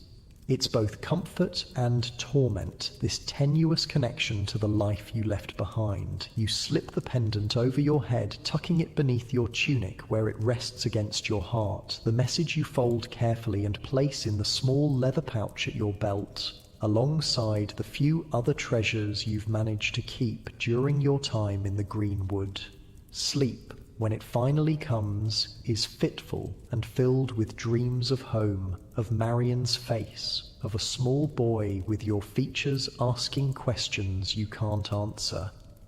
Morning brings a fresh dusting of snow and renewed purpose. The camp stirs early, everyone aware of the urgency of your mission. Preparations are made with quiet efficiency, arrows checked and counted, bowstrings waxed to protect them from the damp, plans reviewed and roles assigned. You'll take only your original band plus 2 of the newcomers who've proven themselves with bow and blade. The rest, including Edward and his family, will remain at camp, ready to flee deeper into the forest if you don't return by nightfall. Mary catches your arm as you're about to leave, her expression fierce. "Bring them back," she says simply. "All of you." You nod, making no promises you might not be able to keep. She understands, releasing you with a tight smile before turning back to her children. The journey to the road near Loxley takes most of the day, though it's not far as the crow flies. You move cautiously, avoiding the more travelled paths where you might encounter foresters or other agents of the sheriff. The forest is different in winter, more open with the leaves gone, making concealment harder but visibility better. You use both to your advantage, keeping to the densest parts of the underbrush when possible, but using the improved sight lines to spot potential danger from a distance. By late afternoon, you're in position along the road, concealed among the trees that crowd close to the packed earth path. The weather has turned colder, the earlier snow now frozen into a crust that crunches underfoot if you're not careful. Your breath forms small clouds in the air, and you pull your cloak tighter against the chill. The waiting is always the hardest part. Your muscles grow stiff in the cold, and it takes conscious effort to flex them periodically, ensuring you'll be ready to move quickly when the time comes. Your mind drifts despite your best efforts, returning to the small camp in the heart of Sherwood, to Marion's message, to the weight of responsibility you've taken on. The sound of approaching horses snaps you back to full alertness. You signal silently to your hidden companions, then peer carefully through the screen of bare branches that conceals your position.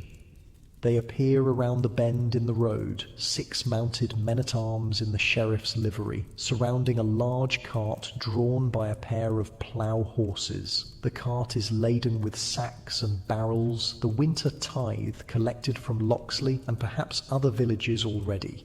6 guards. More than you expected, but not enough to make you reconsider. Your band is evenly matched in numbers, and you have the advantage of surprise and position. You wait until the cart is directly opposite your hiding place before standing and stepping onto the road, bow in hand, but arrow not yet nocked. The guards react immediately, hands going to sword hilts, eyes widening in recognition as they take in your distinctive Lincoln green tunic and the longbow that has become synonymous with Robin Hood. "Hold," you call out, your voice carrying clearly in the still winter air. "I have no quarrel with you men personally, but I cannot allow you to take food from those who will starve without it." The lead guard, a grizzled veteran with a scar running along his jawline, laughs harshly. "Bold words from one man against 6, Hood. Who said I was alone?" you reply, as your companions emerge from the trees on both sides of the road, bows drawn and aimed at the guards. The guards tense, some drawing swords partially before realizing they're surrounded and outmatched. Arrows against swords in open ground is no contest, and they know it. The sheriff won't take kindly to this, the lead guard warns, though his posture suggests he's already considering surrender. He'll hang every man in Loxley to find those who helped you. "No one in Loxley helped me," you reply truthfully. "This is between the sheriff and Robin Hood. Tell him that when you return to Nottingham." "Return?" the guard asks, confusion evident. "You're letting us go?" "Once we've relieved you of your cargo, yes," you confirm. "I have no desire to shed blood unnecessarily. Surrender the cart, and you can return to Nottingham unharmed." There's a moment of tense silence as the guards exchange glances, weighing their options. Then the leader gives a curt nod and they begin to dismount slowly, hands held away from their weapons. "Wise choice," you acknowledge, finally allowing yourself to breathe normally again. You hadn't been certain they would yield without a fight. Little John and Will move forward to secure the guard's weapons while you examine the cart's contents. As suspected, it contains foodstuffs of various kinds, sacks of grain and dried beans, barrels of preserved meat, bundles of dried herbs and vegetables. A fifth of every family's winter stores taken by force of law. This goes back to Locksley tonight, you decide aloud, and then to the other villages the sheriff has taxed. How? Alan asks practically. We can hardly drive the cart up to the village square, with the sheriff's men watching for us.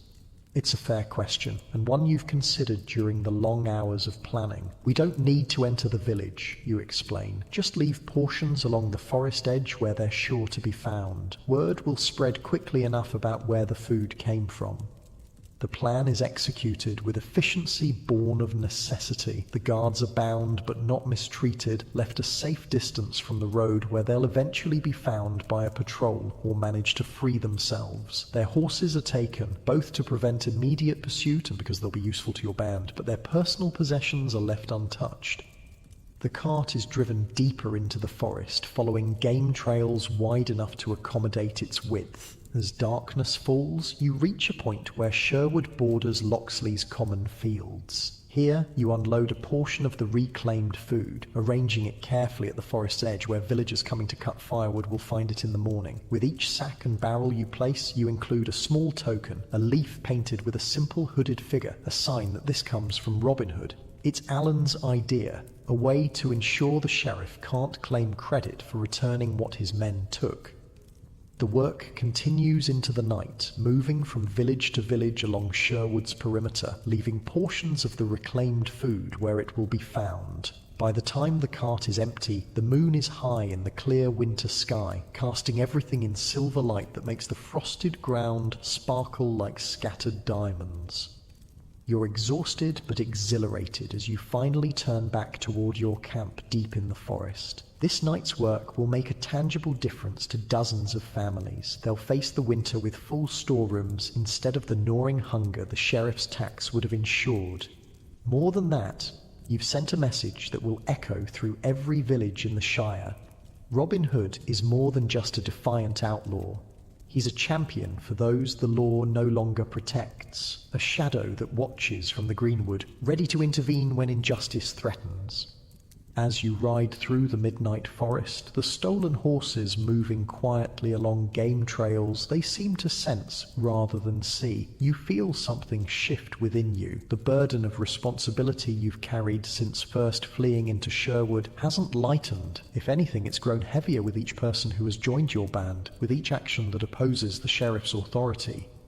But alongside that burden is a new sensation, a certainty that transcends the doubts that sometimes plague you in the dark hours. What you're doing is right, regardless of what the king's law might say. Protecting those who cannot protect themselves is a higher law than any proclaimed by distant lords or enforced by corrupt officials.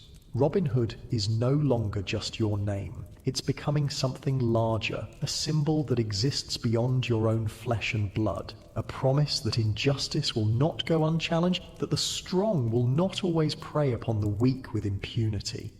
It's a heady realization, one that carries you through the cold night ride back to camp, where eager faces await news of your success or failure, where Mary and her children, Edward and the other newcomers, Friar Tuck with his quiet wisdom, all look to you for leadership, for protection, for hope in the face of a harsh winter and a harsher regime.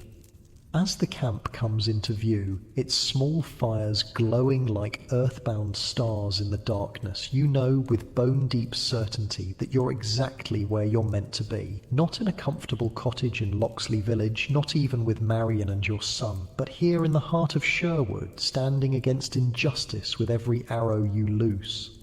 The legend of Robin Hood is born this night, though you don't yet recognize it. In years to come, long after your own time has passed, men will still speak of the outlaw who took from the rich to give to the poor, who made the greenwood his kingdom and justice his creed.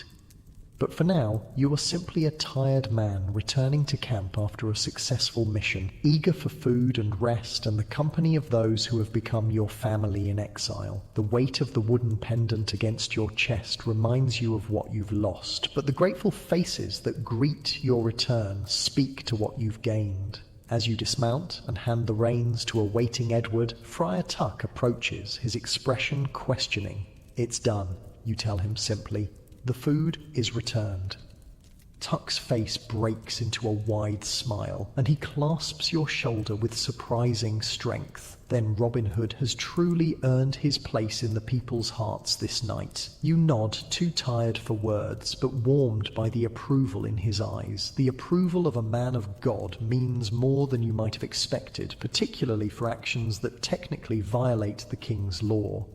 As the camp settles into celebration of your successful mission, you find a quiet moment to stand alone at its edge, looking up at the winter stars that seem close enough to touch in the crystal clear sky. The forest stretches around you, ancient and patient, its bare branches etched against the darkness like a complex network of veins carrying life even in the depths of winter's sleep. This is your home now, this wild place that exists beyond the reach of unjust laws. Not just a refuge, but a vantage point, a place from which to observe the world's inequities and, when possible, to balance the scales. Robin Hood, the forest's son, defender of the defenseless. The mantle settles around your shoulders like a cloak, heavy but necessary, as the winter wind whispers through the trees, carrying the promise of snow and the hope of justice to come. Spring comes to Sherwood Forest with tentative warmth that gradually drives the winter chill from the earth. The first tiny leaves appear on the barren branches, impossibly vibrant against the browns and greys of the forest. Snowdrops and early crocuses push through the last patches of melting snow, their delicate blooms a promise of renewal after the long cold. You stand at the edge of your camp, watching the forest come alive around you with a sense of quiet wonder. The winter has been harsh, as winters in England always are. There were days when the snow piled so deep that leaving the shelters was nearly impossible, when the wind howled through the trees with a voice like a hungry wolf, when food stores dwindled dangerously low despite careful rationing. Yet you've survived. All of you. Not just survived, but in some ways thrived. Your band has grown through the winter months as word spread of Robin Hood's defiance of the sheriff and his protection of those the law has abandoned. 3 more families joined you shortly after the winter tax incident, then a young couple fleeing an arranged marriage, then a skilled blacksmith whose forge was confiscated when he couldn't pay his taxes. The camp has expanded accordingly, new shelters built as the weather allowed, hunting and gathering territories carefully mapped to ensure sustainable use of the forest's bounty. What began as a handful of desperate outlaws has become something akin to a small village hidden within the heart of Sherwood. Thinking deep thoughts, comes Little John's rumbling voice as he joins you, his massive frame seeming somehow in perfect harmony with the ancient trees surrounding you. "Wondering what summer will bring," you reply, nodding toward the signs of spring's advance. The forest offers more cover when in full leaf, but also brings more travellers through Sherwood, more of the sheriff's men as well. Little John nods, understanding the implications. Winter provided a natural protection. Few ventured deep into the snow-covered forest, allowing your growing band a measure of security. The warmer months will bring increased risk of discovery, but also more opportunities to continue the work that has increasingly defined your purpose. "The people call you the Prince of Thieves now," Little John says with a slight smile. "Alan heard it in Nottingham Market. They say you can shoot an arrow through the sheriff's window from a mile away and steal the coins from his purse while he sleeps." You laugh, shaking your head at the absurdity. The tales grow taller with each telling. "Tales serve their purpose," comes Friar Tuck's voice as he approaches. Having overheard the exchange, the holy man has remained with your band through the winter, his practical knowledge and spiritual guidance proving invaluable during the darkest days. "They give hope to those who have little else. Hope won't fill empty bellies," you point out, though without bitterness. "No, Tuck agrees, but it might give a hungry man the courage to share what little he has, knowing that Robin Hood fights for justice in the greenwood. There's truth in his words, you know. The legend that has grown around your name serves a purpose beyond mere entertainment. It reminds the oppressed that they're not forgotten, that someone stands ready to intervene when the law itself becomes a tool of oppression rather than protection. The three of you walk back toward the camp where the daily activities are in full swing. Mary and the other women are tending the communal cooking fire where a pot of pottage simmers filled with the first spring greens and what remains of the winter's preserved meat. Children run between the shelters, their games involving elaborate scenarios where Robin Hood's band defeats the sheriff's men in increasingly fantastic ways. Edward and the blacksmith, Simon, work at a small forge they've constructed well away from the main camp, the smoke from its fire carefully dispersed to avoid creating a visible plume that might attract unwanted attention. They're fashioning arrowheads from what metal you've been able to acquire, some traded for with the surplus from successful hunts, some taken from the sheriff's men during confrontations. Will Scarlet approaches as you enter the clearing, his scarred face serious. "Scouts have returned," he reports without preamble. "A tax caravan on the North Road, heavily guarded." Your pulse quickens at the news. Since the winter tax incident, you've intercepted 3 more caravans carrying collected taxes or supplies for the sheriff's men. Each success has further cemented Robin Hood's reputation among the common folk, while increasing the sheriff's determination to capture you. How heavily guarded, you ask, the tactical considerations already forming in your mind. 10 mounted men-at-arms, Will answers. Chainmail, swords, 3 with crossbows, escorting 2 wagons covered with oiled cloth. Contents unknown, but the way they're guarded suggests value. 10 against your usual raiding party of 6 or 7. Poor odds, especially with crossbows involved. The mechanical weapons lack the range and accuracy of your longbows, but require far less training to use effectively, making them the preferred choice for the sheriff's less skilled men. When will they pass the Gallows Oak crossing, you ask, referring to a spot on the North Road that has proven advantageous for previous ambushes. By midday tomorrow, if they maintain their current pace, Will replies. You nod, considering. Too many for a direct confrontation. We'll need a different approach. The planning session that follows involves your core band, those who've been with you from the beginning, whose skills and judgment you trust implicitly. Ideas are proposed, debated, refined, and occasionally discarded as impractical or too risky. What about the ravine passage? Little John suggests eventually. The road narrows there with steep slopes on either side. Even mounted men would struggle to maneuver effectively. The ravine has only one exit, Will counters, always the strategic thinker. If we're discovered before the wagons enter, we'd be trapped. Not if we create a diversion at the entrance first, you muse, an idea taking shape. Something to draw the guards' attention, make them focus on the wrong threat. The plan gradually coalesces. Alan, disguised as a simple traveller, will appear to be robbed by Will and Much at the entrance to the ravine, creating a disturbance that draws the guards' attention. Meanwhile, you, Little John, and 2 others will position yourselves along the ravine walls, ready to disable the wagons and overwhelm the remaining guards once they've entered the narrow passage. As the details are finalised, Friar Tuck watches with a thoughtful expression. Have you considered, he asks during a lull in the discussion, what these wagons might contain? If it's simply the sheriff's gold, that's one matter, but if it's supplies intended for the castle garrison... The implication is clear. Taking gold from the sheriff to return to the overtaxed people is central to your mission, but interfering with supplies for the king's soldiers, men who serve the crown, rather than the sheriff personally, edges closer to treason than mere outlawry.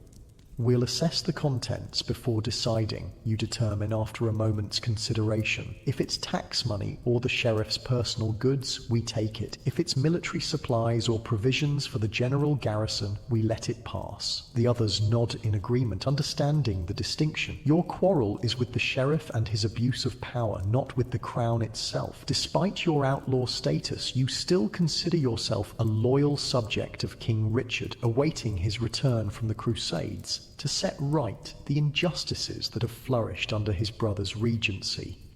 As the meeting concludes and your companions disperse to prepare for tomorrow's mission, Tuck remains, his expression suggesting he has more to say. "What's troubling you, Friar?" you ask, recognizing the familiar furrow between his brows. "Nothing you haven't already considered, I'm sure," he replies, falling into step beside you as you walk toward the quiet edge of the camp. "But I wonder about the path you're on, Robin. Each successful raid against the sheriff's men emboldens you, drives you to take greater risks."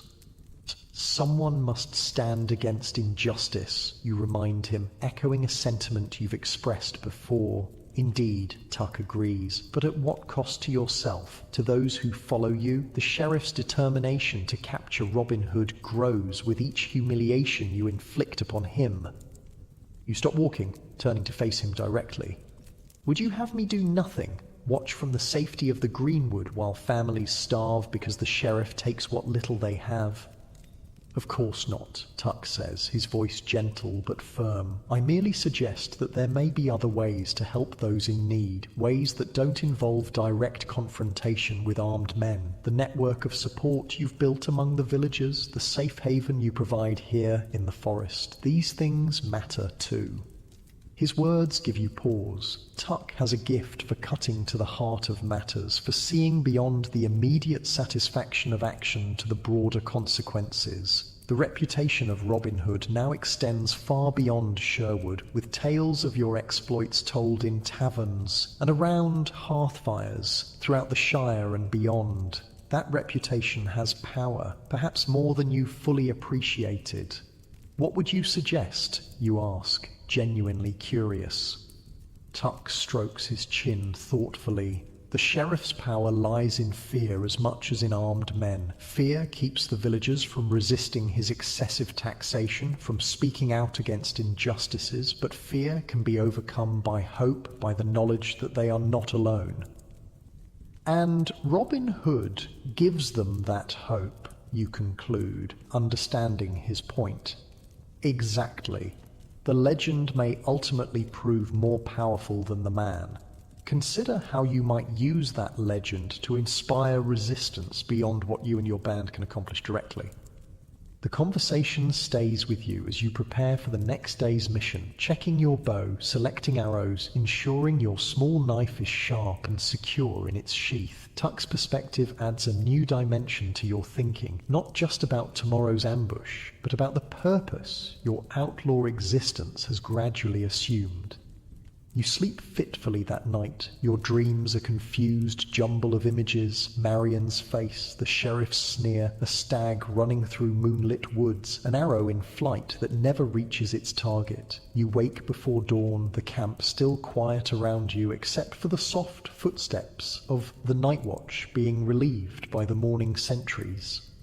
A light mist clings to the forest floor as your raiding party sets out, weaving between ancient trees that drip with dew. The early spring sun struggles to penetrate the dissipating fog, creating an ethereal quality to the familiar woodland. Your breath still forms small clouds in the cool morning air, but there's a promise of warmth in the gentle breeze that occasionally stirs the branches above. You travel swiftly but cautiously, using the natural features of the forest to conceal your passage. By mid-morning, you've reached the vicinity of the ravine, where you plan to intercept the tax caravan. It's a natural formation where the land falls away sharply on either side of the road, creating a passage about 100 yards long with steep wooded slopes rising 20 feet or more above the packed earth path. You separate according to the plan, each person taking up their assigned position with practiced efficiency. Alan continues along the road, his lute slung across his back, the picture of a harmless travelling minstrel. Will and Much conceal themselves near the entrance to the ravine, ready to stage their fake robbery when the caravan approaches. You, Little John, and two others climb the slopes to position yourselves along the ravine walls, hidden among the trees and brush that provide cover even in the early stages of spring growth. The waiting is always the hardest part. Your muscles grow tense from holding still for so long, and your mind fills with contingencies, imagined scenarios, potential complications. What if the guards don't fall for the diversion? What if there are more men than your scouts observed? What if the wagons contain something unexpected? The sound of approaching hooves and creaking wagon wheels snaps you back to full alertness. You peer carefully through the screen of young leaves that conceals your position, watching as the caravan comes into view along the road. The guards match Will's description. 10 mounted men in the sheriff's livery, chainmail glinting in the strengthening sunlight, swords at their sides and shields bearing the sheriff's emblem slung across their backs. 3 indeed carry crossbows, though the weapons are currently unloaded, balanced across their saddles. The 2 wagons follow, heavy wooden constructions with high sides covered by oiled cloth to protect their contents from the elements. Each is drawn by a team of 4 horses, suggesting significant weight. As the caravan approaches the entrance to the ravine, Alan appears on the road ahead, walking with the unhurried gait of a man without pressing concerns. He appears to notice the approaching guards, stepping to the side of the road to let them pass, his posture carefully crafted to project harmless deference. The timing is perfect. Just as the lead guards draw level with Alan, Will and Much burst from the underbrush, brandishing their weapons and shouting demands for the minstrel's valuables. The commotion immediately draws the attention of the guards, several calling out warnings as they reach for their weapons. The diversion works exactly as planned. While the guards at the front of the caravan focus on the apparent robbery, you and your companions on the ravine slopes prepare to strike. The wagons continue into the narrow passage, flanked by the remaining guards, who are now on high alert, but looking outward rather than up. You wait until the wagons are fully within the ravine before giving the signal, a bird call that sounds natural to untrained ears but carries specific meaning to your band. At the sound, Little John and 1 companion launch the first phase of the attack, sending carefully prepared bundles of branches and stones tumbling down the slope behind the caravan, effectively blocking the path back to the main road. The guards react with predictable confusion, wheeling their horses to face this new threat. In that moment of disorientation, you and your other companion loose your first arrows, aiming not for the men, but for the wagon teams. The arrows strike the ground directly in front of the lead horses, causing them to rear in fright, further adding to the chaos.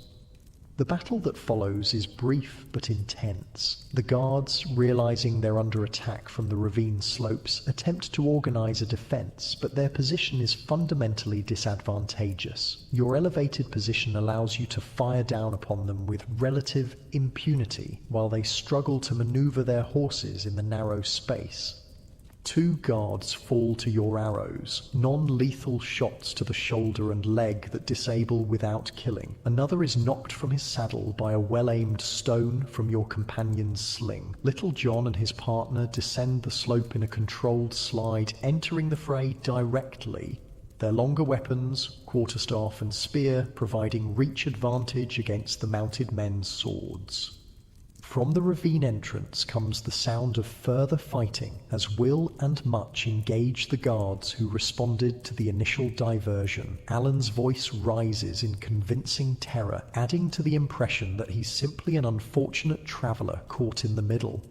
Within minutes, it's over. The guards are disarmed and secured, their horses scattered but not harmed. The wagons stand in the middle of the ravine, their teams still hitched but now calm under Much's experienced handling. None of the guards are seriously injured. A deliberate choice on your part. Dead men create vendettas and intensified manhunts. Living men who've been humiliated but spared might seed doubt about the wisdom of opposing Robin Hood too vigorously. You approach the wagons cautiously, bow still in hand, alert for any hidden dangers. The oiled cloth covering is secured with ropes which you cut with your knife before pulling the material back to reveal the contents. What you find is both expected and surprising. The first wagon contains chests, not the iron-bound strong boxes you anticipated for tax money, but wooden crates with the sheriff's seal stamped into the lids. You pry one open to discover fine fabrics, spices, wines, and other luxury goods. The second wagon holds similar cargo, along with several ornate items that appear to be gifts or tribute of some kind. Not tax collection, Little John observes, examining a bolt of silk with calloused hands unused to such finery. These are supplies for the sheriff's household, luxuries. You nod, a slow smile spreading across your face. Even better, the people's taxes have already paid for these indulgences. We're simply redirecting them to those who truly paid the price. The decision of what to do with the captured goods is straightforward. The most practical items, fabrics that can be made into clothing, spices that can be traded for necessities, tools and household items, will be distributed to the villages most heavily taxed by the sheriff. The pure luxuries, exotic wines, ornamental items of little practical use can be traded with merchants in the larger towns for coin or supplies your forest community needs.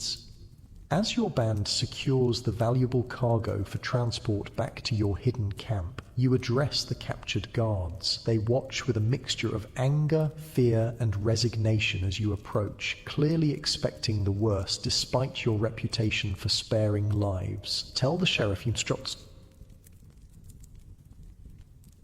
you instruct them that Robin Hood thanks him for his generous contribution to the welfare of those he has taxed into poverty. Tell him also that while he dines on rich foods in his castle, the people he has sworn to protect go hungry, and that such injustice will never go unchallenged while I draw breath in Sherwood. The message is theatrical, designed to be repeated and embellished as it spreads. The legend of Robin Hood has become a weapon in itself, a symbol that inspires both hope among the oppressed and caution among their oppressors. You leave the guards bound, but not mistreated, positioned where they'll be found by the next travellers along the road. The wagons you keep, they'll be useful for transporting the goods through the forest before being dismantled for their valuable hardware and sound timber. The horses, too, are led away, a significant addition to your small herd that provides mobility and draft power for your growing community. The return journey to camp is jubilant despite the need for caution. This is your most significant seizure yet, not just in value, but in symbolic importance. The sheriff's personal luxuries redistributed to those whose labor and taxes paid for them in the first place. The tale will grow with each telling, further cementing Robin Hood's status as a champion of justice. Yet, as you lead your successful raiding party through the spring forest, Tuck's words from the previous day echo in your mind. Each success does indeed embolden you. Each victory against the sheriff's men reinforces your belief in the righteousness of your cause. But does it also lead you to take greater risks, to push the boundaries of what your small band can realistically accomplish? The question has no easy answer, but it deserves consideration. The people who have joined you in the Greenwood depend on your leadership, your judgment, your ability to balance audacity with prudence. The legend of Robin Hood may serve a greater purpose, as Tuck suggested, but the man behind the legend carries very real responsibilities. These thoughts occupy you as you reach the hidden camp, where eager faces greet your return with undisguised relief and excitement. News of your success spreads quickly, and the mood becomes celebratory as the captured goods are unloaded and examined. That evening, as the forest settles into twilight and the camp's fires cast dancing shadows among the trees, you find a moment of quiet reflection away from the ongoing festivities. The day's triumph has lifted everyone's spirits after the long, lean winter, providing not just material goods but renewed confidence in your shared purpose. A soft footfall alerts you to approaching company, and you turn to find Marion standing at the edge of the small clearing where you've sought solitude. For a moment, you think you're imagining her, a phantom conjured by your constant thoughts of home, but she remains solid and real, her dark hair gleaming in the fading light, her eyes reflecting the same mixture of joy and uncertainty that floods your own heart. Marion, you breathe, her name a prayer on your lips. Robin, she replies, and the sound of her voice after so long breaks something loose inside you. In 3 strides you cross the distance between you, gathering her into an embrace that speaks more eloquently than words of the ache her absence has carved into your daily existence. She returns the embrace with equal fervour, her familiar scent, herbs and wood smoke and something indefinably her, enveloping you like a homecoming. For a long moment, neither of you speaks, content simply to confirm the solid reality of each other after months of separation.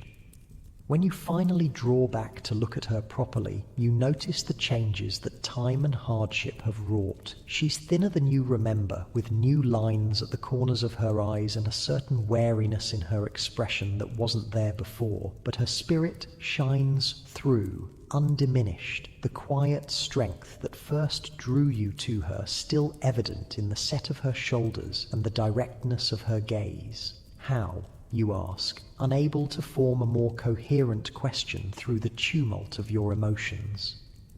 Friar Tuck, she explains with a small smile. He came to Loxley yesterday, told me where to find the camp, said it was time. Tuck, of course. The Friar's counsel about the power of legends suddenly takes on new meaning. He wasn't just speaking about inspiring resistance among the villagers, but about your own need for connection to what you left behind. And our son, you ask, the question painful in its necessity? Safe with friends in the village, she assures you. I couldn't risk bringing him, not yet. The sheriff's men still watch our cottage sometimes, though less often now that months have passed without sign of you. The news that your boy is well loosens a knot of anxiety you've carried so long it had become part of you. But Marion's presence raises new questions, new possibilities that both exhilarate and terrify. Are you begin, afraid to give voice to the hope rising within you? Are you staying? Marion's expression grows serious, her hand reaching up to touch your cheek in a gesture achingly familiar. I came to see for myself what you've built here, to understand what has kept you away when so many believe you could have returned in secret, at least for brief visits. There's no accusation in her tone, only a need to comprehend the choices you've made.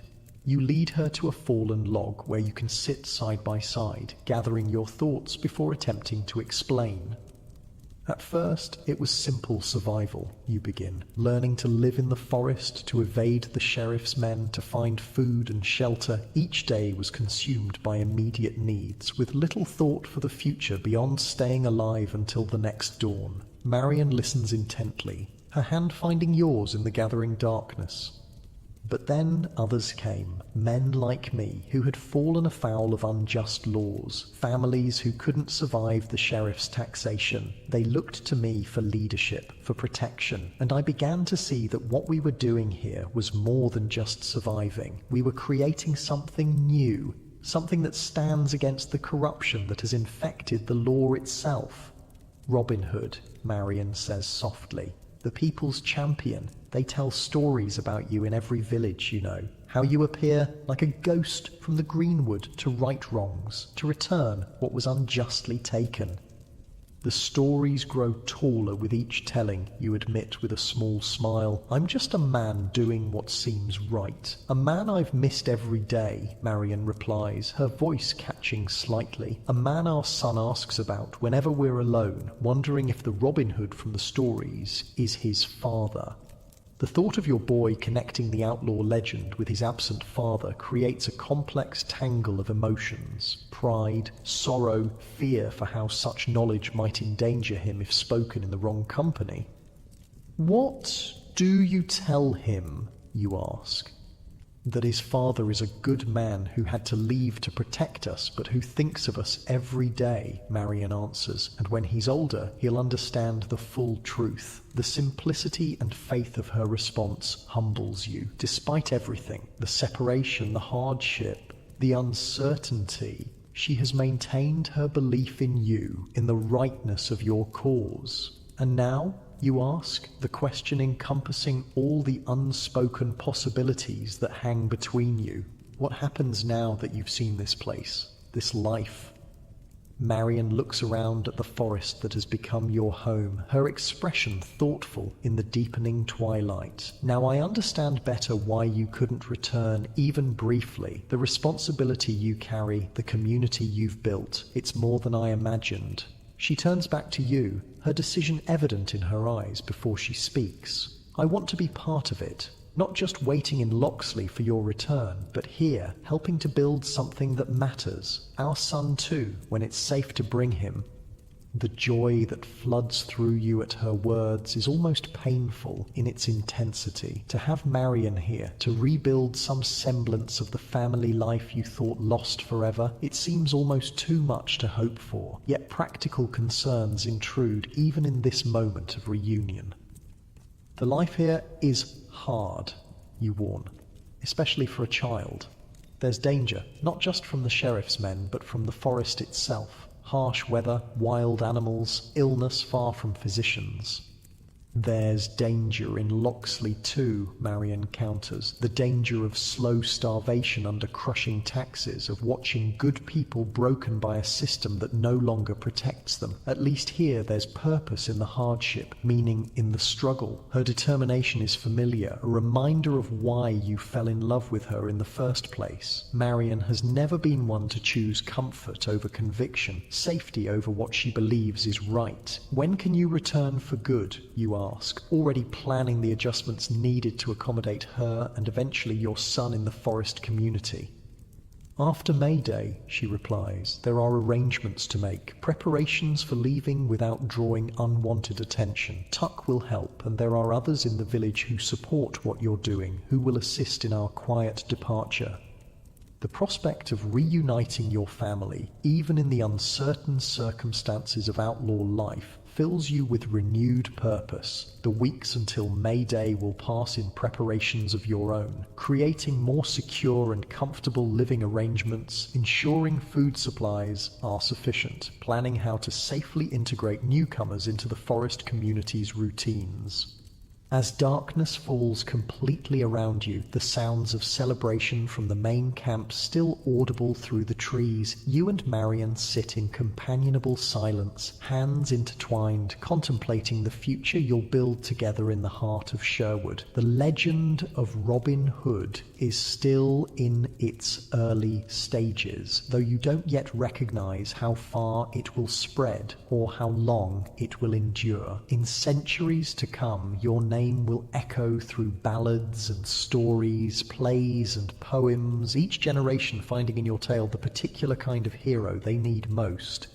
Some will emphasize the skilled archer, the man who could split an arrow at 100 paces. Others will focus on the romantic outlaw, driven to the greenwood by love or injustice. Still others will celebrate the champion of the poor, the man who took from the rich to give to those in need.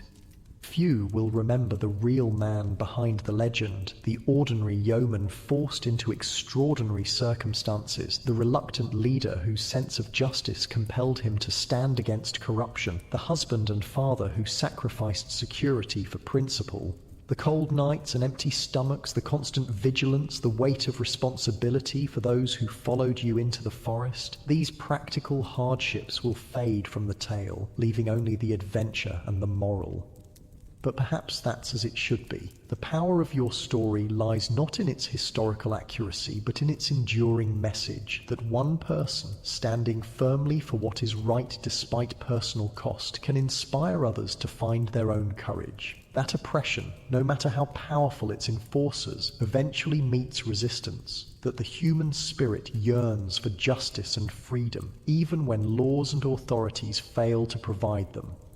As you and Marion finally rise to return to the camp where Friar Tuck waits with a knowing smile and your companions prepare to welcome her into their forest family, you feel a sense of completion that has eluded you since first fleeing into Sherwood. The path ahead remains uncertain, fraught with dangers both known and unforeseen. The sheriff's determination to capture you will only increase with each successful defiance of his authority.